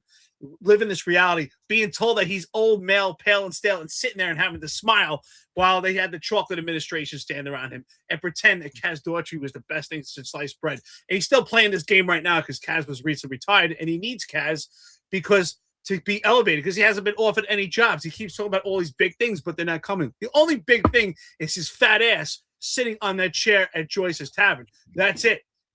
John Shell needs Thursdays because he has to numb the pain. The reality is he's living a life of torment right now. He'll never admit it, but it's eating him up. Anyone that constantly all they do is talk about their money is living a life of just complete shallow, and he's wallowing away in his own tears. If you have to talk about your money, I mean, there's a lot of rich people out there. Do they talk about their money constantly? And there's people that have far more money than John Shell. Most people, wealthy people, they don't talk about their money. John Shell, that's all he talks about. That's all he has to live on. That's his only legacy that's separate from these mistakes. He knows he was the chief of department just about a month ago. And these lies about the historic lows of crime and this sale of perception versus reality was under the chief of department, John Shell. And John Shell's policies are still in place while this jellyfish, Michael Petrie, is not doing anything to change anything. All he's doing is buttering up the Jessica Tisch because he's a complete jellyfish. He got smacked around by Jumaane Williams at a city council hearing. This is your NYPD upper echelon. Just a complete farce. They're a bunch of bullshit. John Shell, the reason why he comes after the Finest Unfiltered, because he has no relevance. Think about it. You're the chief of department of the largest police agency in the entire world, and there's no job office. Nobody wants you. There's nobody coming knocking at your door. Why? Because you're a loser. That's why, unprofessional on social media. Thank God the Dream Team and the Gotham Brothers has retired. You've done New York City a service by retiring.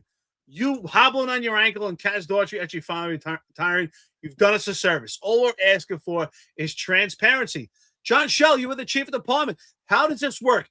How does someone get 3/4 for a hobbled ankle and never be out sick while cops are out there getting surgeries for 2 and 3 years, restricted duty, fighting tooth and nail? How does this work? Show me the template. I want to see the step process in that also. And then please tell me, has Daughtry get promoted to rocket fuel, become a civilian, but get a uniform pension? That's all we're asking for. Where is the legitimate literature? Where is the step process? I want to take that process. I would love to. I asked, is there anything to be done? I couldn't make captain with these substantiated CCRBs. Apparently, I could have been promoted by rocket fuel. I could have become a commissioner. I could have been the deputy mayor of public safety. So could John. So could Marlon. So could Sal. We could have had nice civilian pensions into the uniform pension. I didn't even know how this works. I didn't know this exists. But apparently it does. So where is the literature? Right now, every union head president, that's the PBA, the DEA, the SBA, the LBA, and the CEA should be asking, where is this literature? Because we want to promote it to our members. Next time you have a union meeting, if you attend one, ask, I would like to take that step process. I don't want to go to the detective squad. I have a medical background or maybe a law background. I want to get promoted by rocket fuel. I want to become a civilian, and I want to get a uniform pension. Raise your hand and ask how you get this, because Daughtry did it. Other people have done it. How do you do it? Yeah, absolutely. And Kevin Mannion points it out. He says Joyce is a great place, cop owned, cop friendly. 100%. Joyce has good food, not a reflection on the establishment. I was there recently. I had lunch there recently. I like Joyce's. Uh, so it's not a reflection on them. But what was crazy to me is like what really, like, I'm getting ready for bed. I just finished talking to my kids. I took my magnesium gummies and I'm getting ready to like tone down for the night. I took a glance at the football game and like my phone wasn't near me. I forget why my phone wasn't near me, but my phone wasn't anywhere near me. And so I went back to my phone and I had like a million texts and I'm like, what the hell? And then I see that and I'm like, so I just respond right before bed. And I was like, I responded like without even thinking about what I was going to write. I just kind of responded to it, like laughing and like getting ready for bed and like walking into my room. And then I read what I wrote and I was like, oh my God. I was like, how is this reality? Like, how is this actually reality of because everything I wrote is so true. And this is what I wrote to him. I said, sorry, John, but the incompetent fools like yourself in City Hall would rather people of less character, less physical ability, less competence, less experience, and less knowledge than myself. And so what I was referring to, because I know a few of you people are asking, is they said that if you were terminated due to the vaccine mandate, Eric Adams was looking to reinstate you. So I said, okay, I want to be reinstated with back pay and my time. They said, and New York City said, oh, no, you're not eligible. You know, obviously New York City never read what a constructive termination is because that's exactly what happened to me and thousands of other people in New York City. So they responded back. So that's the portion that we're talking about. So I said, I'm just a dirty, disease-spreading Catholic who, unlike you, puts my faith and integrity before the illegal edicts of your incompetent mayor, right? Whatever. Here's the part that really grabbed me when I read it. And I was like, oh my God, so true. I said, if I would have submitted a fake vaccine card, cheated on my taxes, lied in the courtroom, beat handcuffed perps, hung around with criminal skells, scammed New York City taxpayers, misused overtime, had orgies in 1PP, and ran old ladies over, I would have fit right in. And I'm like, holy shit. I'm like, does anyone even think that that's not true? Does anyone think that that's not true? That's exactly the truth. And I'm like, and how disgusting is that? It's like the people with integrity were forced out of this job. And not to weave this in, but I just meant to bring this up earlier. Like, I listened to the interview yesterday with Grace, and I thought it was a great interview, and I thought she made a lot of good points, and I agreed with her on some. But like the harping on these kids that were on probation, that were wrongfully hired, and how people feel bad for them. Like, where was her concern about people like Marlon, about people like myself? Where were the unions concerned about people like Marlon and myself? Where were the civil rights attorneys care about people like Marlon and myself? Like, where was any of that there? And then, you know, she went into the portion with, oh, you know, black and brown females aren't passing the run. Okay. And they're the exact people we need to be police officers? White males aren't good? Like, I don't know. That shit really bothered me. I'm not going to lie. Like, that was the point that kind of really bothered me. And just to weave the whole thing in, that's what I meant when I was saying that. Oh, no, you don't want me. I could pass all the physical requirements. I could pass all the psychiatric requirements. You don't want people like me. Why? Why doesn't New York City want people like me? Because I have faith and I don't bow to tyrannical government, and I'm not just going to do anything you ask me to do. And that's what they want. They'd rather people that are just going to do everything they could do and are completely unqualified for the job. They'd rather take these people. That's why they're dumbing it down. Think what's been going on in this country for the last 10 years. They're telling you that police officers need to be absolutely perfect. Yet in every democratic city, what do? They continue to dumb down the standards to be cops. So what are you getting? You're getting people of less character, of people who aren't going to make great decisions when their stress happens to them because they're not physically capable of even doing a 1.5 mile fucking run. Are you kidding me? I could go light up a cigar, not breathe the whole time and run 1.5 miles. Like, what are we talking about here? What are we talking about here? Like, you signed up to do the job. There's a 1.5 mile run. There's a 1.5 mile run. You signed up. I want to do that job. Okay. In order to do that job, you have to do a 1.5 mile run. Oh, okay. And then we're gonna fucking complain about the 1.5 mile run. And then we're gonna advocate for the people who couldn't pass in that 1.5 mile run in their 20s. And you're gonna tell people like me and Eric and Marlon, who at 45 years old could breeze through a 1.5 mile run, could meet all the physical requirements, have all the experience and all the knowledge. We're not good. You don't want us as cops. No. You don't want us. No. We need to get all these other people in that are undeserving. We need all these fucking traffic agents to take the job. We need all the school safety agents to take the job, right? And that's what Shell's literally saying when all that comes. That's what he's saying. That's what his point is. It's people like me, people like Marlon, people like Eric, people like Sal. We don't deserve to be police officers. So ultimately, what he's truly saying is John Shell in his young 20s should have never been a fucking cop. Yeah. Great point, John. Great point. And if you dig further into his statements, what he's actually saying is he's actually promoting the continuation of this subjective system that they have in place, because he says that John should have that the LBA said John should submit another accommodation. Here's the thing. John's accommodation was already denied. So if the LBA wants him to submit another accommodation, how they gonna get that through? What, they're gonna make a phone call for him, right? So the way we need to get things done is by subjectivity again, okay? By who you know and being part of the tier 1 class, okay? So I don't think he thought through that statement himself, okay? And again, what John is talking about, it goes back to our thoughts that they no longer care about policing in the city, and that meat and potatoes policing is gone by the wayside. The core mission of the police department is no longer a concern. Who cares? Yeah, we're concerned with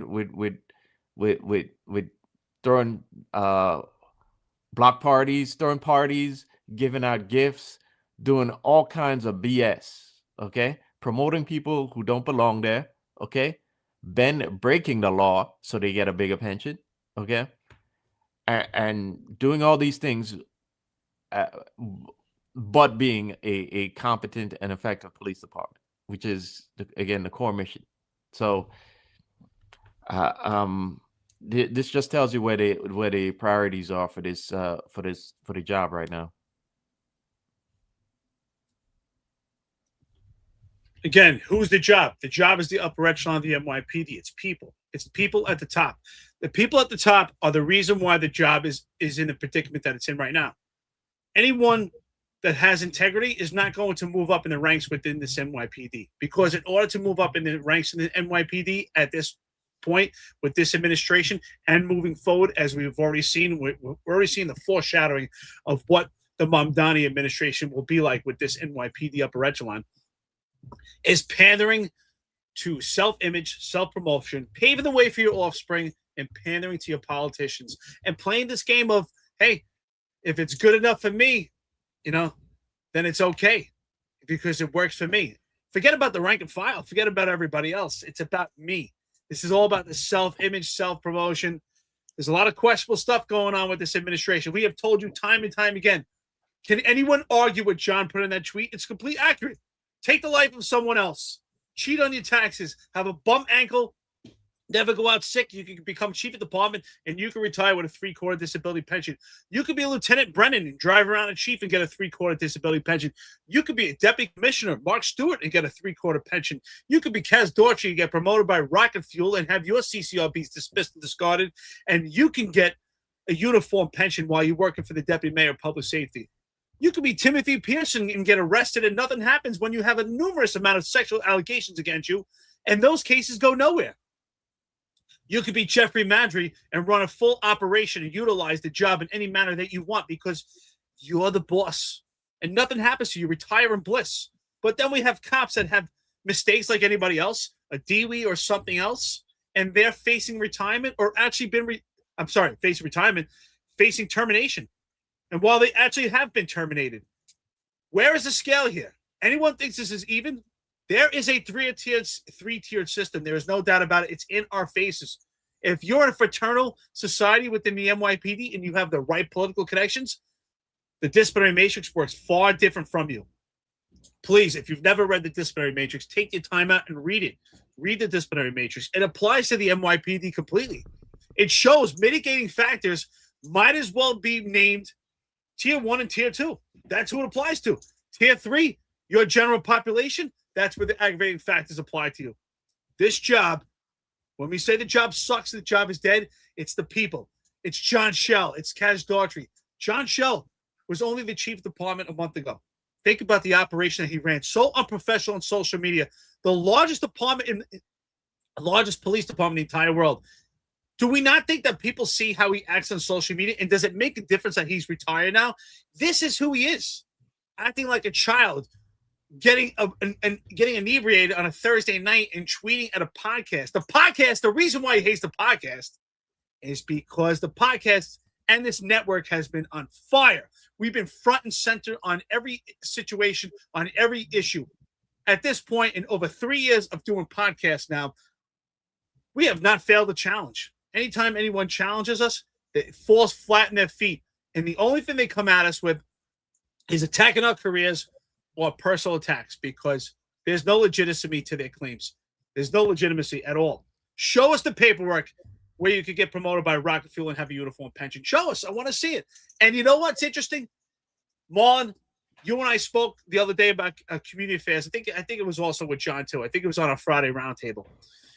And we spoke about access to cars, right? And why community affairs gets access to unmarked cars. And I said to myself, and I said it here publicly, I think the reason why community affairs gets access to unmarked cars is because they have access to politicians. And so it's good for the NYPD upper echelon. Case in point, Richie Taylor, chief of community affairs, access to politicians. So please argue anything that we're saying. Are we saying something wrong? I don't think so. I don't think we're picking on anybody. I think we're spot on. Yeah, and Grace says, John, I was commenting on stories I'm currently working on yesterday on Sal's show. I only revamped my journalism career again in 2023. I'm not saying why you didn't report it. I'm just talking overall, Grace.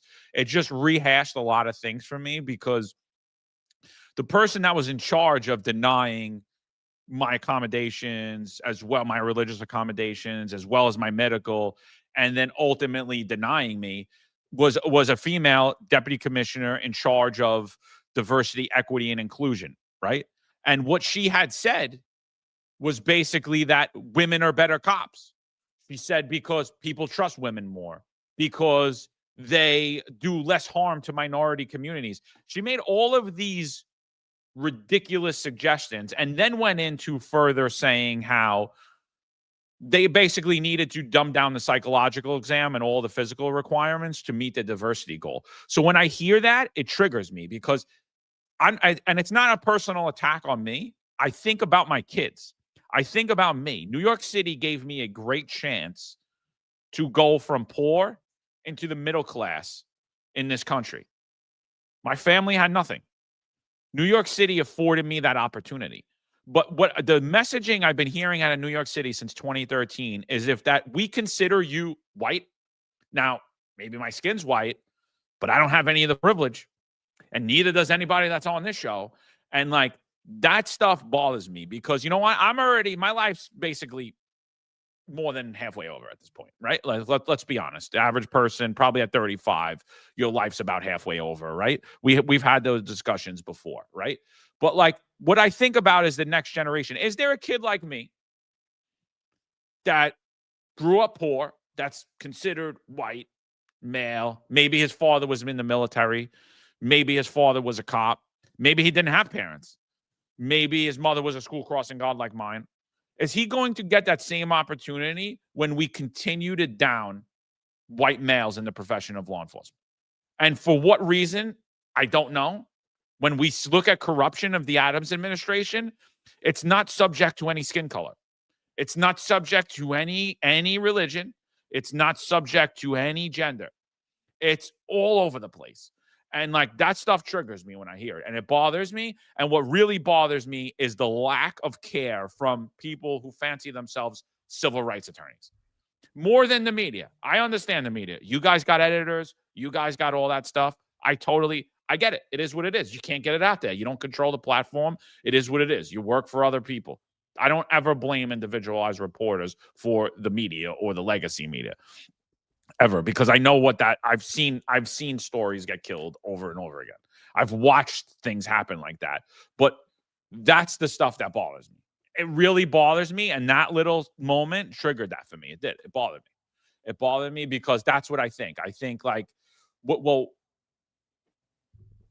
about us? Like, how come nobody cares about us? Like, how about come nobody cares? And then look, if do I think that, look, here's the other thing. Here's the other thing from the left, right? But I'll knock the Republicans as well. But I've been hearing this consistently from the left, that cops should come from the communities they serve. I agree with that, right? I agree with that. But really what the messaging is no, you should look like the community you serve. And then I'm like, wait a minute. What are you saying? You shouldn't have black cops in white neighborhoods? Shouldn't have white cops in black neighborhoods? I'm from that community. I grew up in Brooklyn. I grew up in Staten Island. I'm from New York City community. I understand the cultures of New York City. And at the same time, they're telling you that the cops should come from those communities. They're also telling you, well, you know what? We should let foreigners come in here who don't understand our way of life, who aren't qualified for this exam, who aren't qualified for this profession, and we should make them cops. And do you think the profession's going to do better for that? We want to hold the police officers to the highest standard, but yet we have no standard for who we hire. We have no standard. Like, you can't meet physical and psychological requirements. I don't think they're that tough. Do I feel bad for those kids? I feel bad that the job did them wrong. I don't think they did anything wrong. I don't think Inspector Anderson did anything wrong, because I think that was the complete messaging of the police department. I think that's what the police department meant. But like, that's the whole mindset that just drives me insane, because I don't understand where it's coming from. And I don't understand any of if I go on the 30 for 30 movement to push women through in law enforcement, I don't understand where they're coming from. They offer no data. They just make subjective remarks that are systemically biased against white males. And it bothers me a lot. Yeah. Shout out to Grace Price. Okay. She's a great reporter, and you guys need to go back and again watch Sal's show yesterday. Is a great episode. We appreciate reporters who are actually doing their job, and who are who are great journalists, uh, uh, because we appreciate them, because as we've said before, that the fourth estate is they're the ones who watches the watchers, which are the three branches of government. Okay. And now that we are in the fifth estate, where it's our job to kind of help push the fourth estate, to help bring certain things to the forefront, so they can, so the fourth estate can continue watching the watchers. So we appreciate good journalism, and we think she's great, and we think that episode yesterday was awesome. I just want to say that I think a lot of the what we heard about, like the 30 for 30 movement and all this DEI and woke stuff, I said it before, it's all of that is a cover.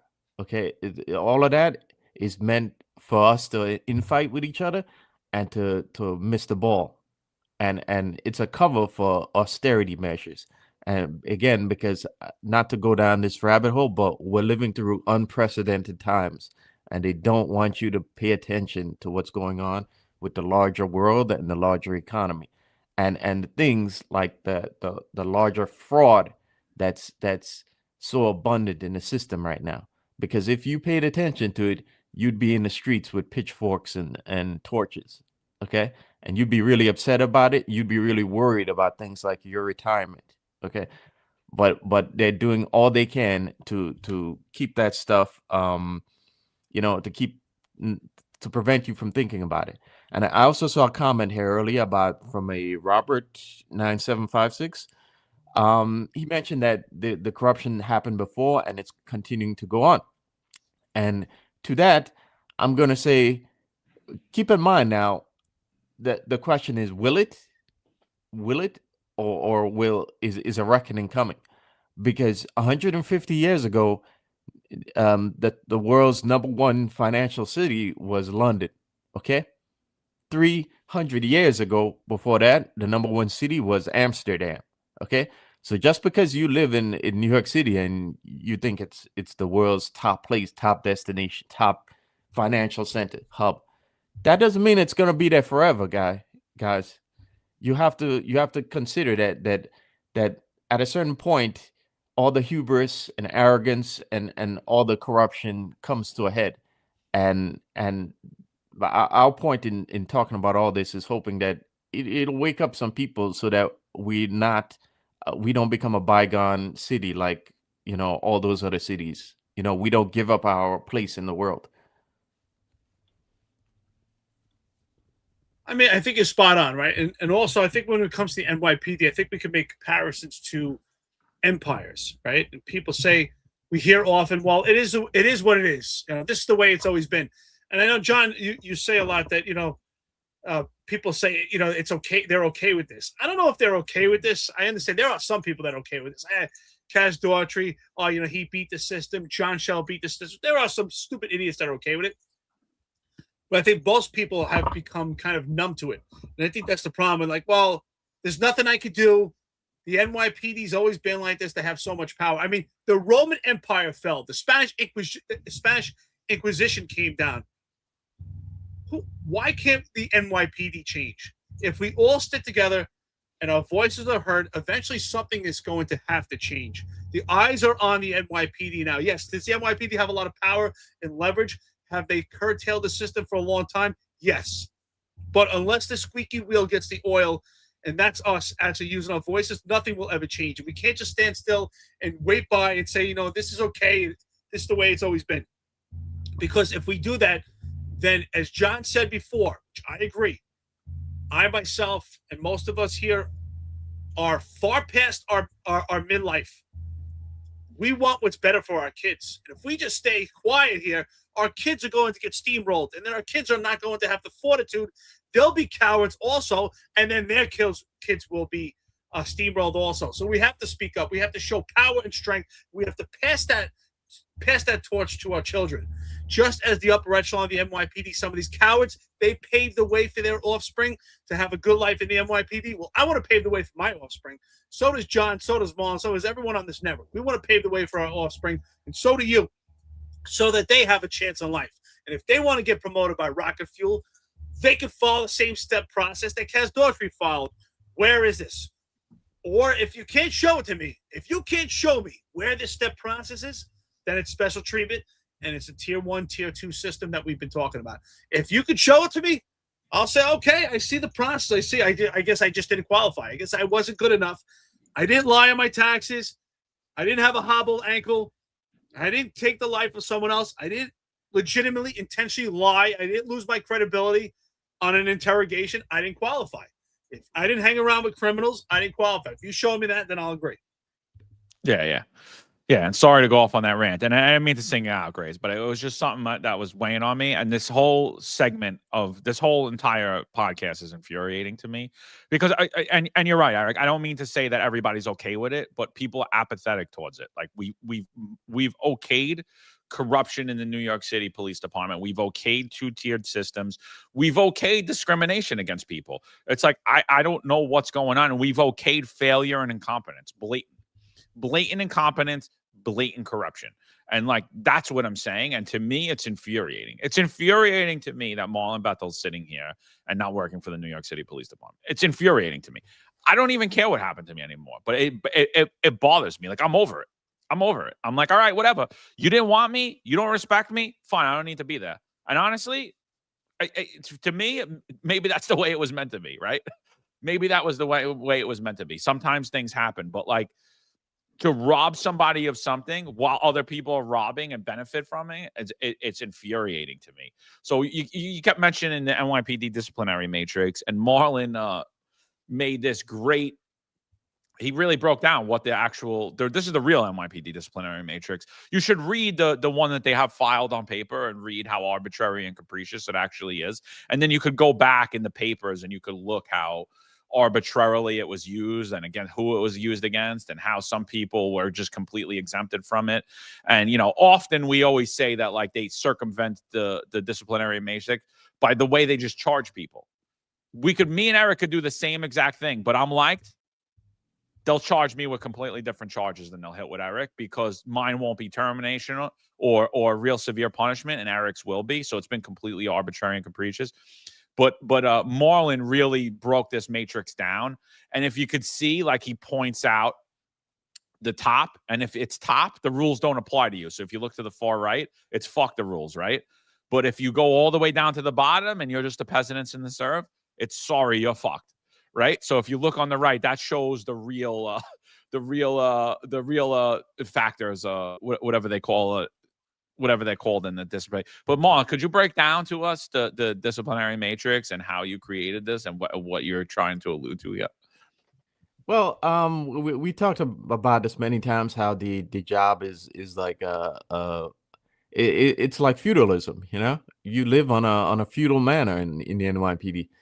And on that feudal manor, you as the patrol cop just trying to do his job, you trying to get through each day at being the best cop that you can be. You're the peasant, okay? You're the peasant where the rules matter to you. And in fact, here's the thing. The rules matter only until it crosses paths with the agenda at the top. Because when that happens, the rules don't matter to you. Okay, because then they will bend over backwards to try and screw you.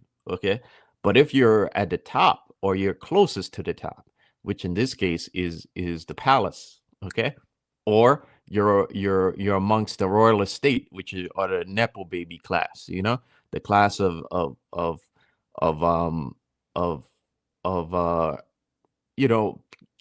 guys who've had family members on the job who are chiefs. Your dad was a chief, okay, which means you're walking in the door already with a second grade. You're already a second grader. Okay, you don't have to do anything. Okay, you're gonna be in the squad in 2-3 years, or you're gonna be in some nice cushy gig in 1 PP. 18 months. 18 months. Yeah. You don't have to put in any of the sweat and hard work that the lowly peasant and serf has to do. While that peasant and serf is spending days in the precinct, right? Days in the precinct, away from home, trying to bring in bodies, trying to answer the radio and manage his sector so that he can hopefully get promoted to conditions. You part of the nepo baby class. Oh, you don't have to do any of that. You already got a nice warm seat waiting for you in special victims. Okay, so this is how the NYPD works, and that nepo baby class doesn't have to worry about the rules either. Okay. Because again, the job is going to bend over backwards to keep them. And if you're part of the upper tier, which is the Queen's Palace, oh, those rules especially don't matter to you. Because if you're somebody like Richie Taylor, okay, you can call that helicopter over for your kid's birthday party anytime you want. It doesn't matter. It's all good. But especially now that you're cozying up to Mom Donnie, okay, it's all good. Okay, you're gonna be a 3-star in no time, even though you've never ran a precinct yourself. Okay, you've got it good. So we're seeing this is how the system is unfair. And if you're a civilian out there and you have to, God forbid, you need to call the police, or you need to go, you need service, right? Do you think you're gonna get the best quality cop if the cop, even if he's a go-getter, hardworking cop, and he's physically fit to do the job like he belongs there? Do you think you're going to get the cop with the right mentality when he shows up? Do you think he's going to be happy? Because I guarantee you, knowing that he has to work under this system, this feudal manner, he's not going to be very happy. He's just trying to get through his day so that, just trying to pass the time so he could get to his 20 and get out. And that's not good for anyone. It's not good for the health of the cop. It's not good for the health of the city. and it's not good for you, the civilian who it relies upon that government service for your safety. So again, this is the NYPD we have now. And this, if you don't think this is a problem, more than likely you're probably in the Nepo baby class. Okay. But this is a big problem. And this is a big problem for this city to think that it's going to remain the world's #1 city in the world. Because if we're having this problem, if the police department, whose job it is to protect the city and uphold the Constitution, isn't doing that, then what do you think is happening in the other city agencies? And how long do you think that's going to be able to work and keep the city in a prosperous condition? You know, I'm shocked at this point that I learned from various cops that still have not read the disciplinary matrix. I don't understand. If you're in the NYPD, not retired, if you're active duty right now in the NYPD, I don't know how you could actually work day in day without reading the disciplinary matrix. And when you do eventually read that disciplinary matrix, if you haven't yet, just be honest with yourself. You need to read it. You have to read it and say to yourself, and that was my reaction when I first read it. I was like, how can this be? How can you get terminated for something and someone else do the exact same thing and lose one vacation day? Like how is this actually on paper? Like, how do people not see through this and go, wait a minute? If you read the disciplinary matrix and you see through the bullshit, you go, wait a minute, how does this exist? Right? How could John McCary violate hate speech, rhetorically speaking, and get terminated, and Eric Dim do the exact same thing and lose one vacation day? Like, how could that be in the same police department, wearing the same uniform, doing the same job, making the same infraction? How could those penalties be so lopsided on the scale? Why? Because Marlon shows you right here. That's the reality. At the top, fuck the rules. At the bottom, you're fucked. That's what it is. If you have a DWI and you're in that top tier, oh well, don't worry about it. But if you're at the bottom, you better be you're going to be facing termination. And show me right now. Show me I'm wrong. Show me Jessica Tisch. Show me any police commissioner. Show me right now I'm wrong about the disciplinary matrix. Show me Ed Caban, how these CCRBs just disappeared and my CCRBs piled up, right?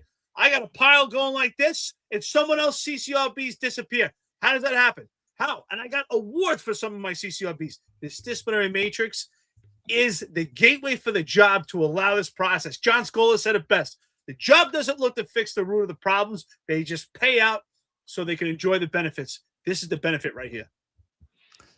Yeah, so this thing was brilliant. When I seen it, I was like, and you've done variations of this prior, without like bringing in the matrix. Really, it was really like just the state of the NYPD, or I forget the different variations that you did. But you know, like when I was really looking at it, like the thing that was really sitting with me is like, so you know, this whole episode we've been talking about earlier on, we were talking about the different pensions, right? Like how we could both have the same career, but your pension is 5 times higher than mine because all the rules were broke and basically laws were broken, and you have a totally different pension than mine, right? Like, which is insane to me. It's completely insane to me. Or you could actually not even have attained the ranks that we've obtained and blow past us. Right? All because of corruption. So all of the people up top, they're all in that different pension tier, right? They all get subject to different off-duty rules, different on-duty rules, all that stuff. But you see that little red circle that you pointed out, and that's the patrol cops, the peasants, the serfs. Those are the people that actually came on the job, don't know anyone, trying to make their life better, believe in the mission of the NYPD.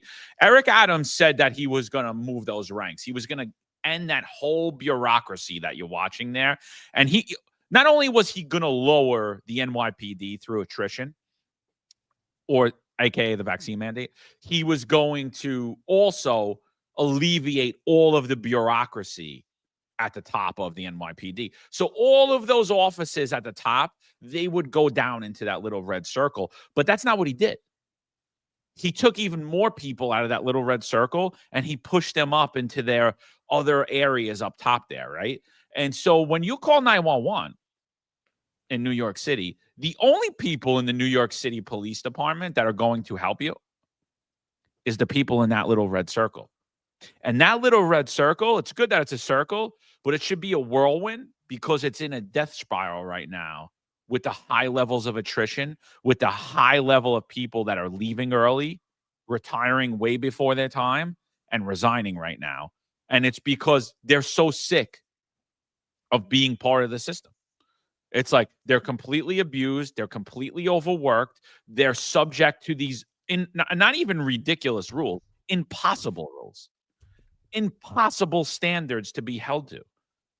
And so when you call 911, the reason that they had to pull down the public's ability to hear the NYPD radio, take away the media's ability to hear the NYPD radio, it's not because they wanted to keep cops safe, because they really don't care. I personally think they like going to cop funerals because you get to see how big your balls are.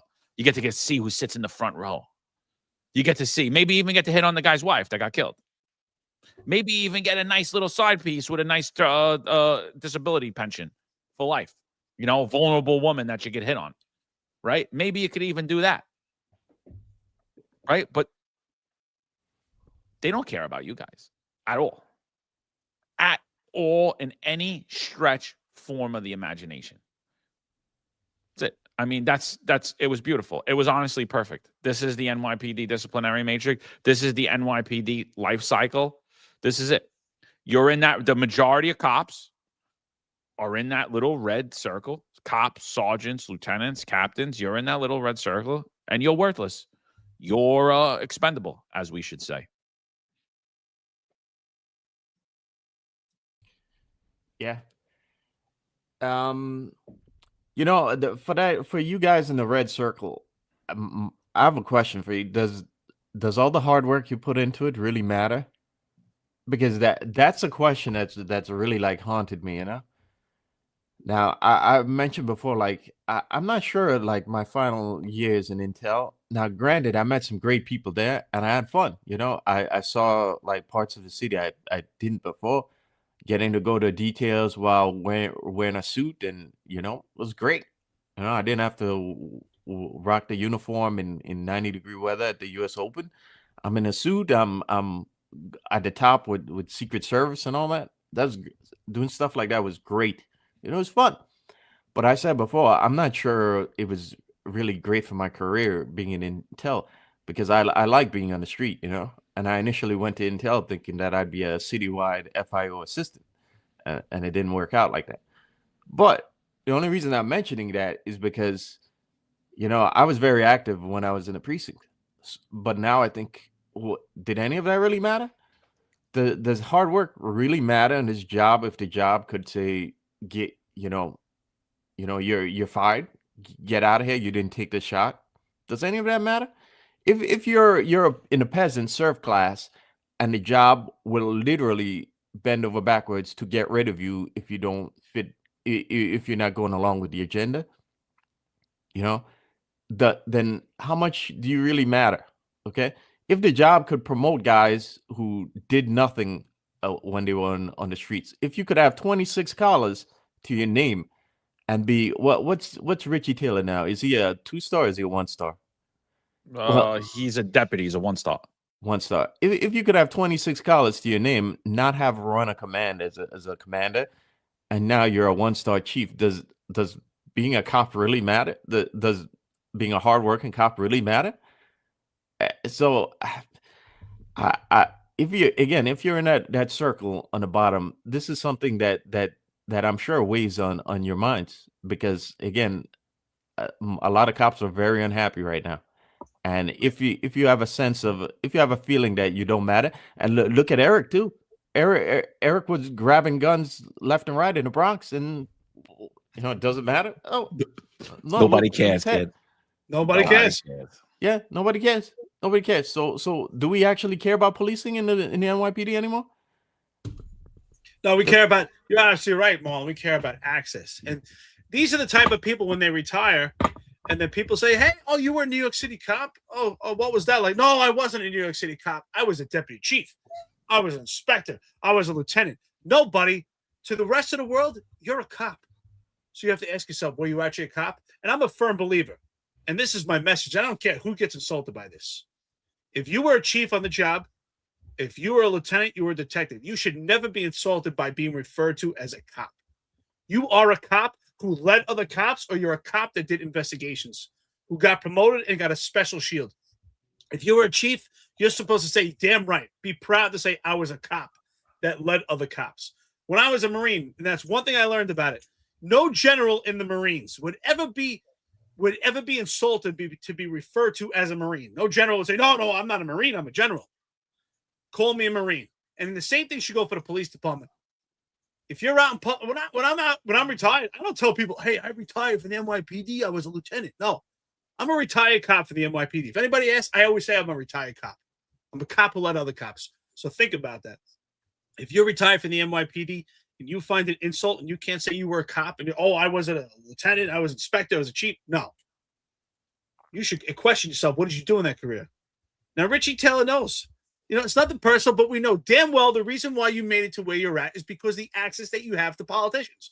That's why Community Affairs runs around with unmarked cars to give out basketballs, because they have access to the politicians. That's why cops in Community Affairs get detective, they get promoted, because you have access. Access is what's most important, Marlon, not collars. That's what I learned on the job. I thought going out there getting guns, making arrests, doing investigations. That's not what's important. Access. If I would have had access to politicians, my CCRBs would have went away. And the commanders I had wouldn't pretend that I wasn't working there anymore when they didn't want me to show up at a community meeting because certain politicians were there. That, oh no, the white guy, that white devil, he's not here. He's in the basement. That's what this is about. Yeah, a couple of people are asking about the video of the cop giving the finger. So I'm not going to pull it up because it's already went viral and I don't have it ready anyway. I don't think it's necessary, but I mean, look, to all you young guys out there, don't get hooked. There's a simple thing that we all used to go by in the New York City Police Department. If you wind up getting into a verbal spat with somebody, first of all, you shouldn't get into a verbal spat with somebody. But if somebody's breaking the law, and there are thousands of laws on the books that you could use. That's why reading's important, reading the disciplinary matrix, but reading the patrol guide, reading the New York City admin codes, reading the penal law codes, knowing what you could do as a cop. Knowledge is the ultimate power. That's your power as a police officer, right? You're the wizard. You could do anything. So when someone's violating the law, when someone's harassing a police officer, using you to content generate, when they're obstructing governmental administration because they're sticking a camera in your face and you're not able to properly perform your job, and they're violating your zone of safety and they're acting in an aggressive manner towards you, look, it's simple. Like, you don't have to argue with people. Don't get hooked. Don't give it the finger. You don't have to do any of that stuff. Place them in handcuffs and place them under arrest and bring them back to the station house and watch how they become your best friend instantly. I've had people video camera us for no reason and then just get crazy, get disorderly, cause crowds to form, do all this insane stuff. And you know what happened? They're in the backseat of the car crying, erase the video. I'm like, no, I'm not erasing the video. We're going to keep that for evidence so that the judge can see how you were acting. We're not, don't worry. I don't want to erase that video. I want that video. That's it. Don't worry about it, And then look, at the end of the day, you could ultimately cut them out with a C summons or process them. That's your decision, right? You could summons in lieu of arrest. But why are you letting yourselves get abused out there? You're on a foot post. It's cold out. The guy's giving you a reason to go get warm for a few hours. Why are you going to let yourself be the one that goes viral, end up with a substantiated CCRB, and now you got nothing to protect yourself because you didn't put the guy in handcuffs? Like, it's not hard. Don't get hooked. You're not a punk. I learned that. I was a punk when I was a kid. I learned in the New York City Police Department because my supervisors taught me, and the people I worked with taught me that you're not out on the street anymore, John. You're not getting into fistfights with people. You're not pumping your chest at people or pushing people or doing any of that. You're not arguing with anyone. What you are is the law. You're the police. Who looks like a bigger asshole when you're the one that gets hooked? You do. You're supposed to be the professional. Don't get hooked. Don't let people hook you. Know your job. Know what you could do. And when people put you in that situation where they ask to be arrested, arrest them. And if ultimately at the end of the day they calm down, You cut him out with a C summons, but you protected yourself. When you don't issue summonses, when you don't arrest people, you're left wide open for the actions you took. And that's it. You're not protecting yourself. Again, you don't have any unions because if you did, they'd be telling you this. You don't have any supervisors because if you did, they'd be telling you this. So all you got is the Finest Unfiltered. So listen to what the hell we're telling you, because we, as much as you could say whatever you want to say about us, we still made it out of the careers doing for a long time in the New York City Police Department. So I don't know what's happening today, but the fact that all of these influences, this isn't being addressed from the top, not that Jessica Tisch understands what's happening down there or what should be done out there, but there's still a lot of people surrounding her that wore the uniform, that did the job, that should be putting a message out. Enough is enough. You're exposing your guys for bad things to happen. You saw that kid get hooked.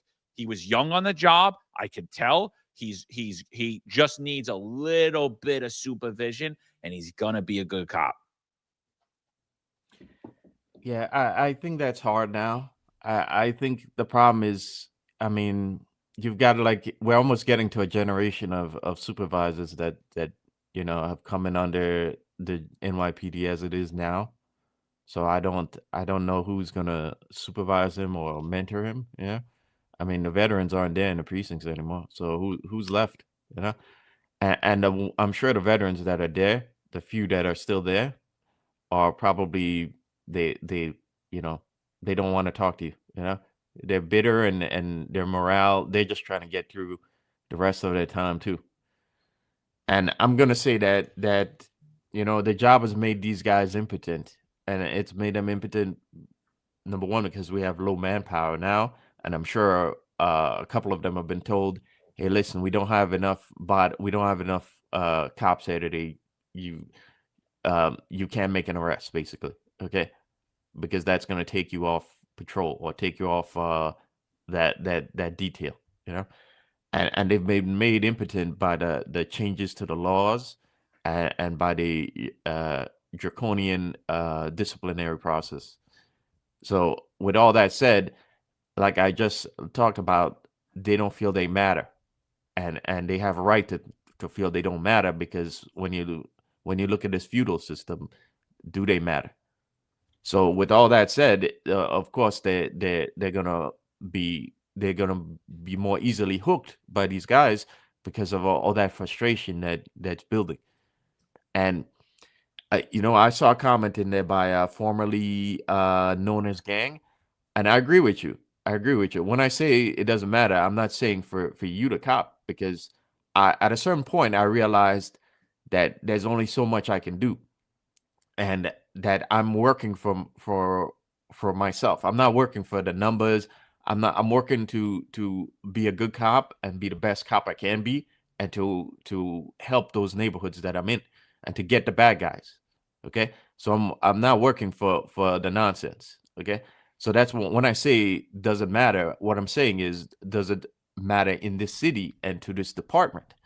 Because as somebody who I had a chance to, I could have gone to Miami back in before the NYPD, and even when I was in the NYPD, they gave me a call, and I said, nah, I'm good here.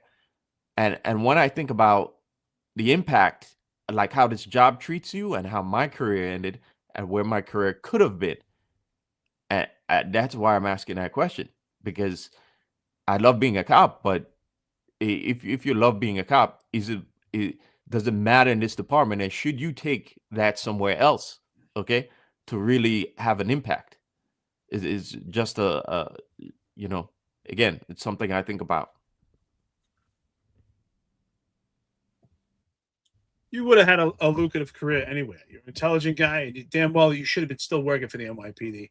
And it's not a matter of should you have went to Miami or went to another police department. I think the bottom line, it shows that how important is that we promote the proper leadership to maintain the NYPD in good fashion. We always have to make sure that the proper people with good leadership are getting promoted, because that is who the job is. When people say the job sucks, it's people. People run the job. It's people who are in charge of the job that have most tangible and have their fingers on the pulse, and they're able to move pieces around and change policy. That's what the job is. police commissioner, the chief of departments, the 2- and 3-star chiefs at the top. They're the job. They're the ones that have full control. And if we get the right administration, it could be a fantastic job. And this job is constantly, that's why it's such a pendulum, because you get good people, you get people that are incompetent. And that's what happens with leadership. So leadership is so important. Look, we're about 2.5 hours into it. I want to thank our friends and listeners that are such good engagement here. Really, on the roundtables, I appreciate. I think we all think the same thing at this point. The disciplinary matrix is, in fact, legit. Anybody who ever questioned how this actually was permitted in the NYPD, because it's there. It's there. The disciplinary matrix that Marlon showed you is exactly what the disciplinary matrix is. It's comical, yes, but it's exactly what that disciplinary matrix is. That's what it's actually meant for, to allow that type of process. And it's not going to change because people enjoy from it. That's why they allowed it. I remember back then, like I said, January 2021, reading this, say, how the hell was this permitted? Well, here you go. This is why. Because certain people get the fruits of the job and certain people eat poison. And if you're general population, you eat poison. Things apply to you. I mean, think about it. It's the general population of the NYPD that's now suffering. I speak to cops. I spoke to a couple of people I know with 19 years on the job who are very close to hitting their 20th year for retirement. And their pension sucks right now in comparison to last year. Last year, they got so much overtime. But because Jeffrey Mandry misused the overtime at 1PP, police officers through lieutenant at precincts are now paying for it. They're paying for his mistakes. Why? Because they're general population. So that arrow that Marlon showed you of who got fucked by this? Not Jeffrey Mandry, not anyone at One Police Plaza, but the cops at precincts that are working hard with their boots on the street. They're the ones that got fucked by this. So the disciplinary matrix pays out on paper, and it plays out on the job. It's right in front of your face. It's there. So if you haven't read the disciplinary matrix in the NYPD because it's boring and dry and you don't understand it, read Marlon's disciplinary matrix. That is the disciplinary matrix for the NYPD. It's broken down, much easier. So right now, pass it along in the NYPD. If anybody wants to know what's the disciplinary matrix, Marlon made it nice, easy read for you. That's what it is. Yeah, and just, I see all the comments about, oh, well, they can't arrest these influencers because the DA is not going to prosecute it, and then that's an unlawful arrest, and then you're going to get these ambulance chaser attorneys that are going to sue and win. When wasn't that the case? I mean, I don't know a great time when the DA's really ever prosecuted those cases. What I'm saying is you need to do it to protect yourself. You have the evidence right there, and the only way that you could actually respond is professionally, is by doing your job, right? Someone brought it up here. You could have got them for blocking the entrance, disorderly conduct, refusal to provide ID, all of these different charges. You had them. And now what do you got? A substantiated CCRB with no backing on why you did what you did. Oh, they did this, they did that. Why didn't you do your job, officer? Why didn't you do your job, officer? You know how many lawyers make a shitload of money for the last 50 years just suing the NYPD? I mean, there's tons of them. That's all they do. DA drops the case, they sue. Half the time, you don't even know about it. City settles. You don't even know what happened. I mean, it is what it is. It's a 343 is not an unlawful arrest. So yeah, it gives lawyers a great ability to sue.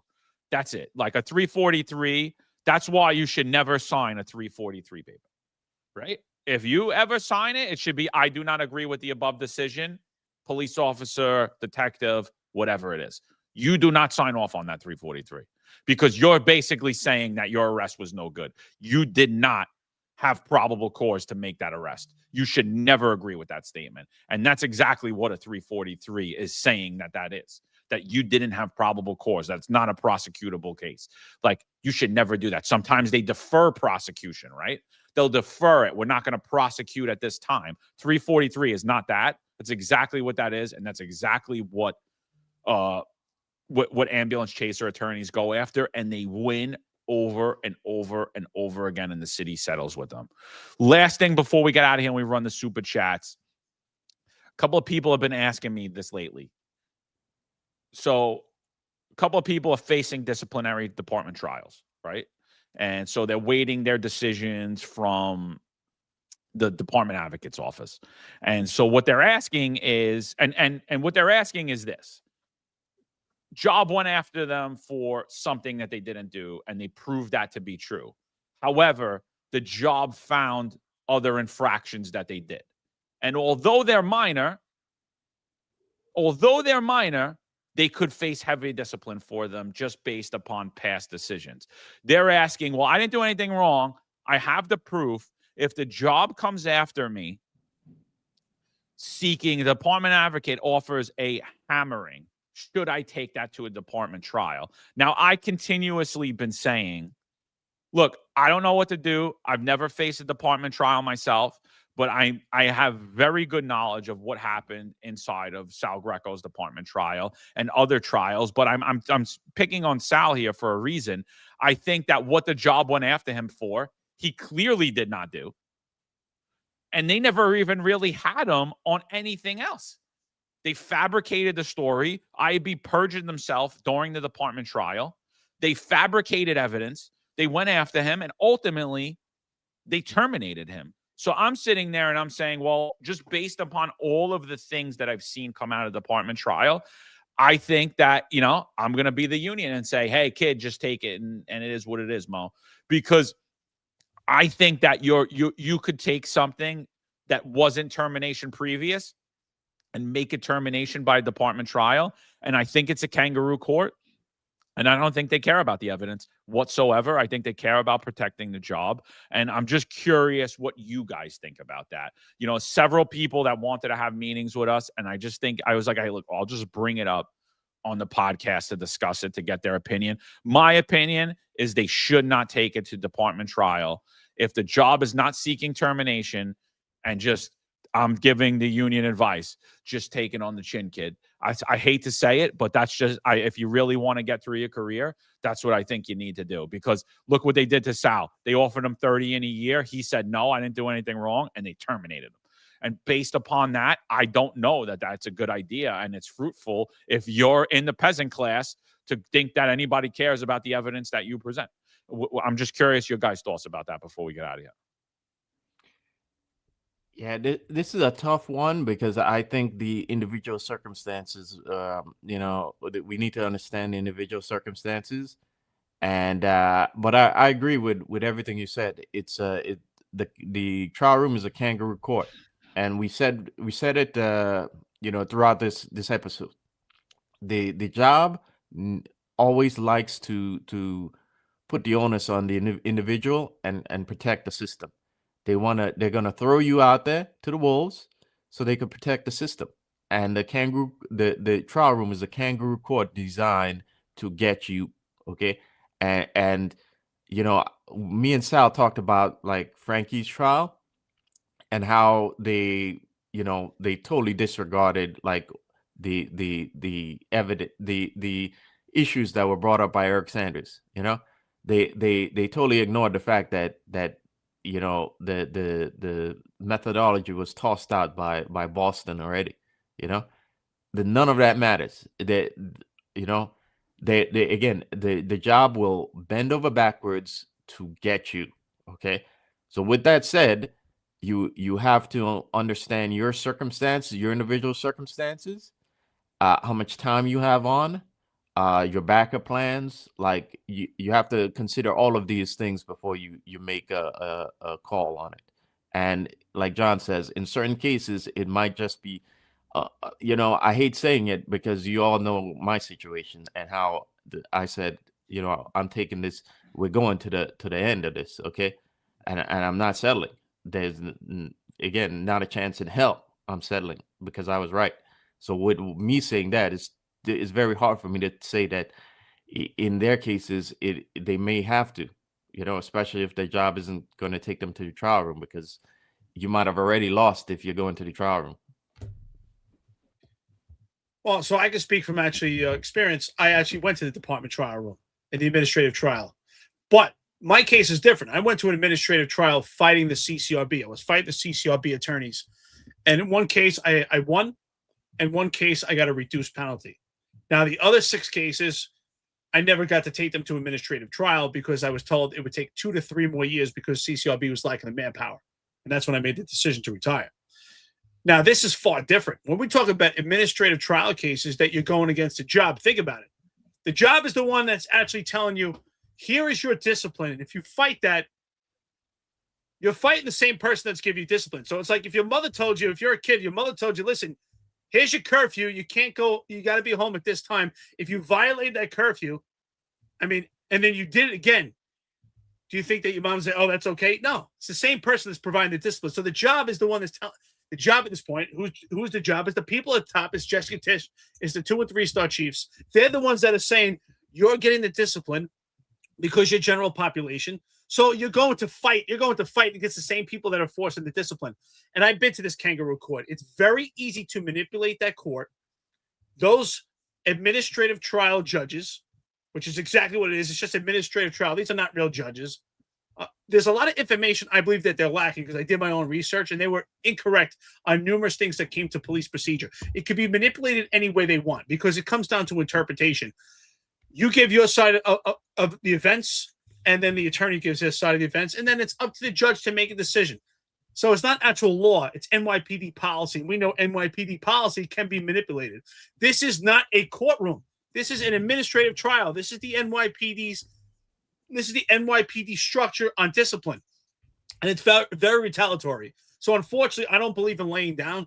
But if you're faced with severe, harsh penalties, and if you take that to department trial, that hammer is going to come out onto you so hard, you may face termination. So unfortunately, if you're faced with harsh termination, it's coming from the job.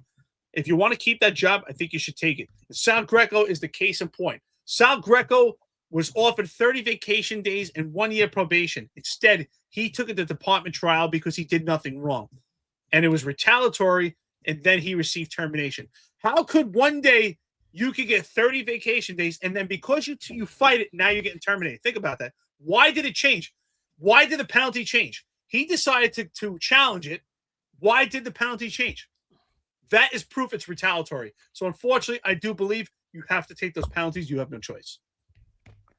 Yeah, and Lieutenant Joel Ramirez, he says that's tough. I disagree. So I mean, like, I'd love to hear your thought. I mean, I know we're running out of time here. We should have brought you up earlier because I am, and maybe next time. But like, I think it's a larger conversation. I ultimately think it's individualized, but I'm telling you, I'm scared of it. Maybe it's cowardice on my part, but that's just the way I'm looking at it. And I think you guys agree with what I'm saying too. So what did Juju say, Marlon? You said finish his statement. Access to my. Yeah, he says Marlon talks as though we don't have access to, and then that's all I saw on there. So I was asking him, like, well, what are you talking about? Like, what are you referring to? You know, what? What? Yeah, your name has been ran dozens of times in department computers as well. They have your address. I think Juju just got confused. Maybe while he was teaching one of his classes, and he meant to send that to someone else, and he put it on the chat by accident. That's what it is. Yes. Right, Juju? He's so smart. He's so smart. All right, so let's anything else before we wrap this up? No, time for super chats. Let's get some coffee donuts here.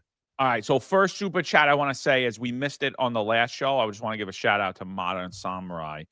Donated $60 to the channel, and he said that he congratulated us on having 60,000 subscribers, and that might have been the key point that really got John angry last night because he had to mention that 60,000 subscribers. I think we're well on our way to about 70 now. So I appreciate you. Sorry we missed that on the last show, on our last episode. I think we're closing in on about 63, but we're gonna go to 70. You know, like I said, hoping to get to 100,000 subscribers by end of February. We may or may not hit that. We'll see. And then ultimately into the millions. I mean, that's where this channel's going, and it's growing because of you guys. It's not because of us. It's all the engagement on here.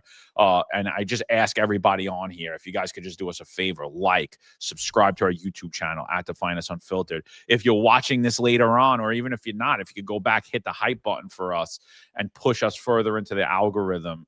We appreciate that. The only reason we're growing at the pace we're growing is because of you guys. So I highly appreciate that. We're going to start to do better ads in the beginning. So we just partnered with NordVPN. If you could check it out, go down into the links. You'll see a link down there. NordVPN still running their Black Friday now into the Christmas sale.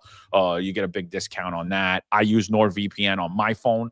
And basically what that is I'm able to access outside Wi-Fi's. Like if you were in Starbucks or you were in a hotel, you could use their Wi-Fi, and they don't know exactly where you are, so they can't take any of your data, right? They can't take your bank info. They can't hack into your accounts, because if you don't have a VPN, which is a virtual private network, they could do that. So if you guys could do that, greatly appreciate that. But let's get to the super chats. First one, we got Jonathan Fredericks. We got to have John up for a round table. I actually thought about you as soon as we jumped on. I was like, shit, I should have hit John up. But Joel, we want to get you on too for a round table too. So hit me up. We'll definitely get you guys in here. So he says, I teach part-time, and I can confirm with certainty that they are calling back former students of mine who did not meet the requirements and are pushing them in. They want something different now. So John's alluding to the conversation we had earlier, where you have qualified people and they don't want them, but they're going back on people who have failed the qualifications to meet to be in the NYPD, either for education, either for psychological, for physical, or for the criminal background check. And they're calling them back, and they're just giving these people a job. They're pushing them through the entire system. So, for people that claim that they want a better New York City Police Department, they want cops to do better, doesn't certainly seem that way to me. Because what do you think you're going to do when you lower the standards and you're bringing in lowered standards? Yeah, that point was brought up yesterday as well, that there's a lot of failures in terms of fitness standards in the academy on the part of like minorities and women. And that underscores what we've said before, that the job is right now is lowering standards just so they could meet diversity quotas and fill seats. And it's not good for them, because again, if you don't have if you don't match the fitness standards, that's going to hurt you when you end up in a fight with a perp on the street, or we don't want you collapsing just because you ran a block chasing a perp, So it's not good for those cops. It's not good for the health of the job, and it's not good for the service that the NYPD provides for the city. Yeah, and just Mon and Samurai, this just popped up. Be careful with VPNs because they flag certain IPs and block them. So just so we're aware, NordVPN has an app. I use it. So there's certain things, because it's putting you wherever you'd like to be, whether you'd like to show that you're in Canada or you're in Florida and you want to show you're in North Carolina or whatever, right? Like, what happens if I'll use, for example, I use DraftKings, right? I bet on DraftKings. So DraftKings needs to geocode my location. I go on my app and I pause my location for 5 minutes. I place my bet on DraftKings so it knows where I am, and then I bring it back up. So I highly recommend VPNs. I think that they're good. Shout out to Joel Ramirez. He says, in this capitalist system, here's compensations for your efforts. Thank you. Thank you, sir. We appreciate you. And then Modern Samurai again. Thank you, brother. Morning, gents. Great subject today. I hope everyone has a great holiday season. Hopefully we can find people who have the political will to root out this corruption. It seems this issue will just be kicked down the road again. I mean, can't really argue with you there, brother.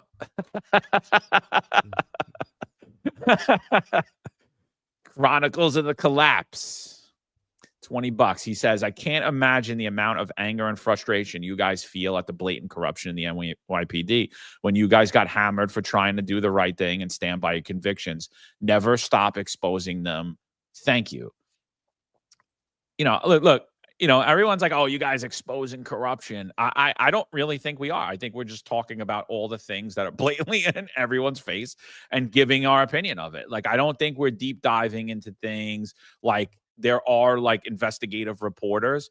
I don't really think that's what we are. Like, we don't, we do our homework on subjects, but like, so do you, right? You read the paper, you know about the subject. You're able to give a thoughtful analysis based on your experience. And I think that's what we do. And I don't think we're really exposing anybody. I think they're just exposing themselves, and we're just not afraid to talk about it. I mean, do you guys agree? Hey, John, John, by the way, Chronicles says it's a she. Chronicles, sorry, I actually said he too. So apparently Chronicles is a woman. Thank you. We appreciate. We got a lot of women. Oh, sorry. No, but we got a lot of women that are friends this podcast. We appreciate. By the way, if you're a woman police officer and you're retired, we welcome you. We want to interview women police officers. We've had women come on here, not that many, but if you're a woman retired NYPD, you want to come on, contact myself, contact John, come on, contact Marlon. We love to have you come on. Yeah, I'm gonna have to push back against that, John. I disagree. I think we kind of are, because think of it. I'm not sure, when I look at the bigger picture, I'm not sure if Eric Adams would have gotten if we weren't there, he might have gotten reelected. Okay, he very much would, because I think we're part of we're not on an island. Okay, we're part of an ecosystem that very much includes great reporters out there. Okay, we're the fifth estate, but there's also the fourth estate. Okay, so we're part of an ecosystem that kind of is putting pressure on the city right now and bringing these things to light. And sure, we're not the only one, but I think we occupy a space that's never been done before, because I look at a lot of podcasts, especially NYPD podcasts, and they're afraid to go to certain places, and we aren't. We're going to talk about it, and we don't care how you feel about it. Right is right and wrong is wrong. So I think you might be underselling us there. No, I think you're right. I think we're definitely, we've put ourselves out there and we've made ourselves vulnerable. And I think that's what's so unique about this network. I mean, think about it. We've made ourselves so vulnerable out there.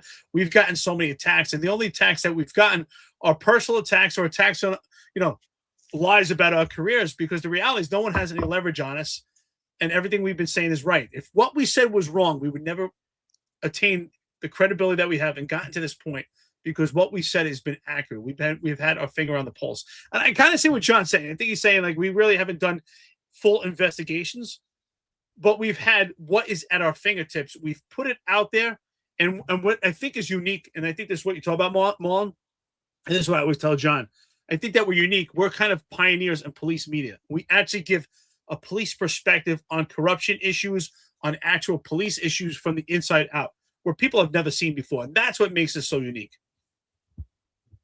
No, I agree with you, Marlon. I like 100%. Like, there's a lot of things that we did that would never have done before, and I think that exposing the Adams administration was one of them. But again, did we have tips on things ahead of time? Did we beat the media often? Do we continue to beat the media often? Yeah, absolutely. All that's true. All that's true. But again, we're just the ones with balls enough to talk about it publicly. That's all it really is, in my opinion. Like, it's not, you know what I mean? And I think, I look at these other police podcasts and I honestly loathe them. I can't listen to them. I can't listen to them. Like, and it's because it's such a back the blue. I'm not going to tell the truth about my profession. I'm not going to talk about the ills of the profession. I'm just going to talk about the sacrifices that cops make. And like, it does a disservice to everybody when we do that. You know what I mean? I think it does shout out, by the way, we missed it. Shout out to that detective in the chief of department's office that saved the baby yesterday from choking. That is a hero, in my opinion. That guy has a CCRB record just as big as Eric's. And that just goes to show you, doesn't matter your CCRBs. Anybody could get complaints. Matters what they're actually doing out there. That guy was driving into work, saw somebody in trouble, stopped off duty, seen what the hell was going on, saved a little baby from choking. You know what I mean? Like, so, that's the thing there. And so what we're really doing is pulling back the curtain, I think. I think we're just exposing the wizard, and I think it's real important what we're doing. But there's not a lot of people that are going to do it, and there's not a lot of people going to replicate this, because you basically blackballed at this point. You know what I mean? Now, John Shell goes to these conferences. He goes to the IACP. He goes to other ones that he wasn't invited to, shows up, and he's like the laughing stock of that, right? But nobody will call him out to his face, and nobody will say it to his face, right? What do? They'll tell us behind the scenes. You know what I mean? Like, that's kind of where policing is right now. It's like we're all watching it implode. And we're the only people really, really honing in on why it's imploding. And although we're focused on New York City politics and the NYPD, everything we're talking about is happening nationally. And yet we're the only people discussing it and talking about it. And I think that's what's truly unique, and it won't be replicated because there's a lot of money in the public safety grift. There's a lot of money in it. And you know, everybody's got they got podcasts where they're pushing products because they're trying to get contracts with departments. And we're not. We just want New York City to do better, and we want the NYPD to do better. And it's like, you know, but John, like, oh you my know God, what? you guys actually care. But John, we have done it. We have exposed them because yes, it takes balls, but along those balls, we all put ourselves in a predicament where we put our families at risk. We put ourselves at risk. And people say, "Oh, well, how do we put our families?" Our families were threatened when the NYPD did nothing. We're threatened by a former sergeant at the NYPD through online information, threatening our kids. We've got numerous attacks from trolls, and with that vulnerability, we continue to do it. So I do believe we deserve the credit that we expose them. Do I want some type of reward? No, I'm happy to do it. I'm happy to do it because the NYPD deserves better. Someone has to do it. It's not the unions. It's not the bosses. Someone has to do it. And it's us. And I'm glad that it's not just us anymore. Now that we've grown together, that's what we're saying. We've grown to 60,000 subscribers, and we continue growing because it's our friends and listeners here that are helping us, and we're doing this together. So we've now built a community. We're all doing this together. So these voices are getting stronger because they're strength in numbers. And we're building an army here. As far as I'm concerned, together, we're now bigger than the NYPD. That's why we could change things. The Roman Empire fell. We can make changes. We can make changes because we're growing. Our voice is getting louder, and no more can they ignore it. That's why John Shell is trying to suppress us, and they've been trying to shut us down. But we just broke through that barrier, and they can't stop us. With that being said, I want to give a shout out to Modern Samurai for more coffee and donuts, and it's an honor to honor the legacy of Peter Fagosky. It says, by the way, guys, please remember Police Officer Peter Fagosky and his family in your prayers today. End of watch, December 12th, 2011, $20 coffee and donuts. Yes, Peter Fagosky, shout out to him and his family. I think he had 4 daughters, right? He had a 4 daughters, big family when he passed. So I pray for those daughters. I hope they're doing well in life. God bless them, and God bless Peter Fagosky for the sacrifice that he made, and God bless all the police officers that are out there each and every day, and that's big cities, towns, rural, wherever you're at. God bless you for putting that uniform on every day. And thank you, Modern Samurai, for remembering us. And if you could say a prayer for Peter Fagosky and his family today and every police officer, please do. Thank you. Yeah. I'm not gonna continue too long, but just to go back on that again, I think the best thing you could do for honoring the legacies of those officers who've died in the line of duty, if you're watching, guys, is you have to protect the legacy of this department. You know, this is I you know, you don't want the team to end up where professional league. You know, you don't want us to become varsity team again. Okay. The best thing you can do, we have to do our part to save this department, okay? And just to toot our own horns again, it can't be understated the work that's been done on the many shows of this network, okay? It cannot be, because like from all the shows from the 10-4 Tavern, they're doing a fantastic job right now of highlighting like the people who've played a oversized role in law enforcement, okay, and the stories of the past that have pretty much been forgotten. You know, they've done a fantastic job of that. Look at the executive perspective. If you want to know how to become a good commander, you should be watching that show every week. And in fact, I was thinking that, you know, Inspector Layson and Chief Lukash should write a sort of like a manual, a how-to manual, how to be a commander, okay? Because that they have decades of experience that if you young guys there with half a brain, you should be watching that show every week. And also, it cannot be understated the job that Sal and Jack have done to pull in these people, like these great reporters like Grace, people like Sam Antar. Man, the list goes on and on. You know, Eric Sanders, John Scola. I think 1PP lives in fear now of who they're going to bring on next. So it can't be understated the amount of corruption that's been surfaced by that show. Okay. And the important role that all of these shows play on the network. So again, I think we've done a lot, and I think we're something different. Like John says, we're the death row records of police podcasting, because we're gonna go there, whereas the other police podcasts are just gonna tell you the same old, same old. We're gonna go there, and we're going to tell you the stories that have kind of been lost to the pages of history right now. So Yeah, absolutely. And let's give a shout out to Eddie West. Eddie West says, "Happy Friday, brothers. Coffee and cigars, donuts. Let's get Finest Unfiltered to 100K subscribers. Any chance to get a super roundtable with the finest executives, Ron and Rob Lukash? Executive perspective, new Finest merch coming." Absolutely. Yeah, we should definitely do that one day. We'll do that. We'll get a super roundtable on here. We'll probably just do one topic, right? Because it's kind of hard to get through. Look, we said we were going to do 2.5 hours today, and here we are sitting at 3. So it's hard when we get all those people. So we'll definitely do that. 100%. You know, we'll get everybody on there. The merch, look, we're still working on it. We're still growing. I mean, we have stuff for sale, some minor stuff. Probably do that more when we just come up for events or whatever, or we host any events. Probably just sell there. Really don't want to get into the online merchandising business at this point. But we're definitely gonna bring that stuff there. You're definitely gonna see some more stuff coming out. I told you so back when. Sue all union firms for mispractice for not informing members they could have filed Article 78s. If they are on retainer, they should have told cops. I totally agree. I just don't know who would take that lawsuit. Again, I think when you look at who pushed back at the mandate, when you look at these attorneys, none of them are civil rights attorneys. None of them.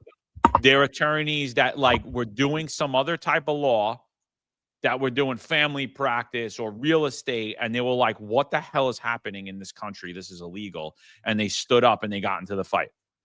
Right? They're people like us, who normal people, not activists, who were forced into becoming activists. You know, and that's what happened. Like the real civil rights attorneys don't have themselves labeled as civil rights attorneys, and the civil rights attorneys aren't pushing back. Look, as much as litigation has come out against the NYPD, there's a tailored narrative on all of it. I'm sorry, there is. I see it clear as day. I'm sorry. And that goes for all of you, for any of you listening. If it's anything related to you being black or brown, then it's fine. Or you being Muslim or Jewish, then it's fine to go against religion, to sue for religious reasons, or to sue for discrimination. But if it has anything to do with you being white or Catholic, no, can't touch that. And to be fair, I know why that is because they know that the courts are corrupted and the courts hate white people and they hate Christians in New York. I mean, I get it, but I'm not going to sit there and pretend like that's not happening and there's not a narrative being painted on all these lawsuits, because there clearly is. So, I mean, you know, I still say there's no civil rights attorneys in New York, and the ones that currently you could actually say is a civil rights attorney, actually, when you look at their profile, they're really not civil rights attorneys. They're just Americans that are sick and tired of it, and they're not doing it to make money. Sorry. I'm sorry. The fact that this fucking COVID thing is still going on disgusts me. And the fact that people don't want to talk about it disgusts me even further. And the fact that some of these cases, the courts are hearing because somebody's a Muslim or somebody's a Jew, but they won't hear it when they're a Christian. It's called fucking discrimination, by the way. And if you're a civil rights attorney, you should probably fucking know that, right? But that's for another day. Anyway. I think there's one more super chat here. One more coffee and donuts from Frankie Palagucci. You got one here. Did you say that one yet? Paliucci, baby. Paliucci. $1.99 favoritism, selective enforcement. Absolutely. It's the Selective Affairs Bureau. No doubt about it. I want to end it on this. And I want to piggyback off and expand on what Marlon said. Every show has done their job to expose corruption, to be a voice, for active and retired, not just NYPD law enforcement, to show how politics has infected or injected or been a part of policing. And absolutely with that, we've had some great media and some good reporters on it. And I want to thank Grace. Grace, if you're still watching this, thank you so much for your contribution. I did think you did a fantastic job. And with that being said, the last entity that we have to thank, and that's our friends and listeners and haters to the Finest Unfiltered, because your engagement is so important. That's what makes this network unique, is that we built a community together. It's not just the Finest Unfiltered members of this team, but you're a part of that team. So our friends and listeners, Eddie West and Hassan and Chronicles and Hunter and KB, and there's so many, I can't even name everything. Stephen S. Thank you, everyone. If I didn't name you, I apologize. It's just so much, too many to name. I want to thank you so much for your contribution. Before we go, Daniel Kurzina, another coffee and donuts, $9.99. Good stuff, guys. Here's some dough so John can get a new cigar. Yeah, I actually smoke my cigars, so maybe one day I'll actually sit here and smoke a cigar while I do the show. Eddie West, I'll let you know so you can join. Listen, also, before we go, I just want to say, anyone, if you've been on this show before, if you want to come back for a round table and there's something coming up, there's something that you think you have insight or perspective, or you just want to jump on, please contact me, Marlon, or John through our social media. If you have our phone numbers, call us. Just let us know that you want to jump on. If you're retired and you haven't been on the show, don't be shy. Jump on. I think it's great. A lot of the cops I speak to in retirement, after they come on the show, they feel like it's a weight off their chest. It's a chance they actually get to speak about their career and actually speak about things that maybe that they didn't get a chance to really speak about. And it's great for your families. If you're retired, your families, they might not really know what you did at work. Come on, talk about your career, memorialize it. You deserve it. I think it's a great opportunity. So contact us. Let us know if you want to come on the show. With that, again, thank you so much to Finest Unfiltered. We will be back Monday as always. And as Marlon said, pay attention. Each show has their own unique demographic, their own audience. And we hope that you want to be a part of all of it. So thank you, everyone. We appreciate it. Soon it's coming to Christmas. And I see people putting down here, remembering the legacy of so many cops. And it makes me realize December has always been, unfortunately, it's been a deadly month for cops. And it happens to be around holidays. Yeah. Another one. Here we go. Snake Plissken, $4.99. Great content all week on the channel. Thank you so much, Coffee and Donuts. Yeah. I appreciate Jay Ramage, 26. Hey, Joel says, what's up, brother? Joel says, no, Eric, you said you're going to save one for us when we get back to the city. Yeah, you're right, brother. We're definitely smoking a cigar together, Joel. I appreciate it. Thank you, everyone. As always, the Finest Unfiltered. Stay with us. And just to debunk myself by saying we don't really do a lot of things, there's going to be some shit coming out on this whole pension scandal. So stay tuned. You know, it sure is. Yeah. The LD desk, baby. All right, peoples. All right, Marlon, anything before we run it? No. Thank you guys for joining us. I hope you have a great weekend. And if you're on patrol again, stay alert and stay focused. You know, even if your morale is low and you're feeling like you don't want to be there, listen, there'll be time for that after you clock out and you're at home. Okay. For now, stay alert and let's get through the day and let's finish patrol and go home safely. But I'll see you guys next week. Finest Unfiltered. Oh, Monday we're having retired inspector Ken Quick on, so it's going to be a little reverse, and then we're going to do our 2 shows Wednesday, Thursday. So just so you guys know, we'll have a guest on first. It's a little unusual, but we're kind of working around his schedule to go over the surveys that he put out in the police department and get some data back over his career. So just so you guys are aware of that. Finest Unfiltered. Be back at you. There's a handful of retired officers that don't live in the state that have a lot to say about the dream team, as I like to call it. All of a sudden, they retire and have a master plan on how to fight crime, but nothing to contribute when they were here. They want to come back and be part of the dream team. What can I say?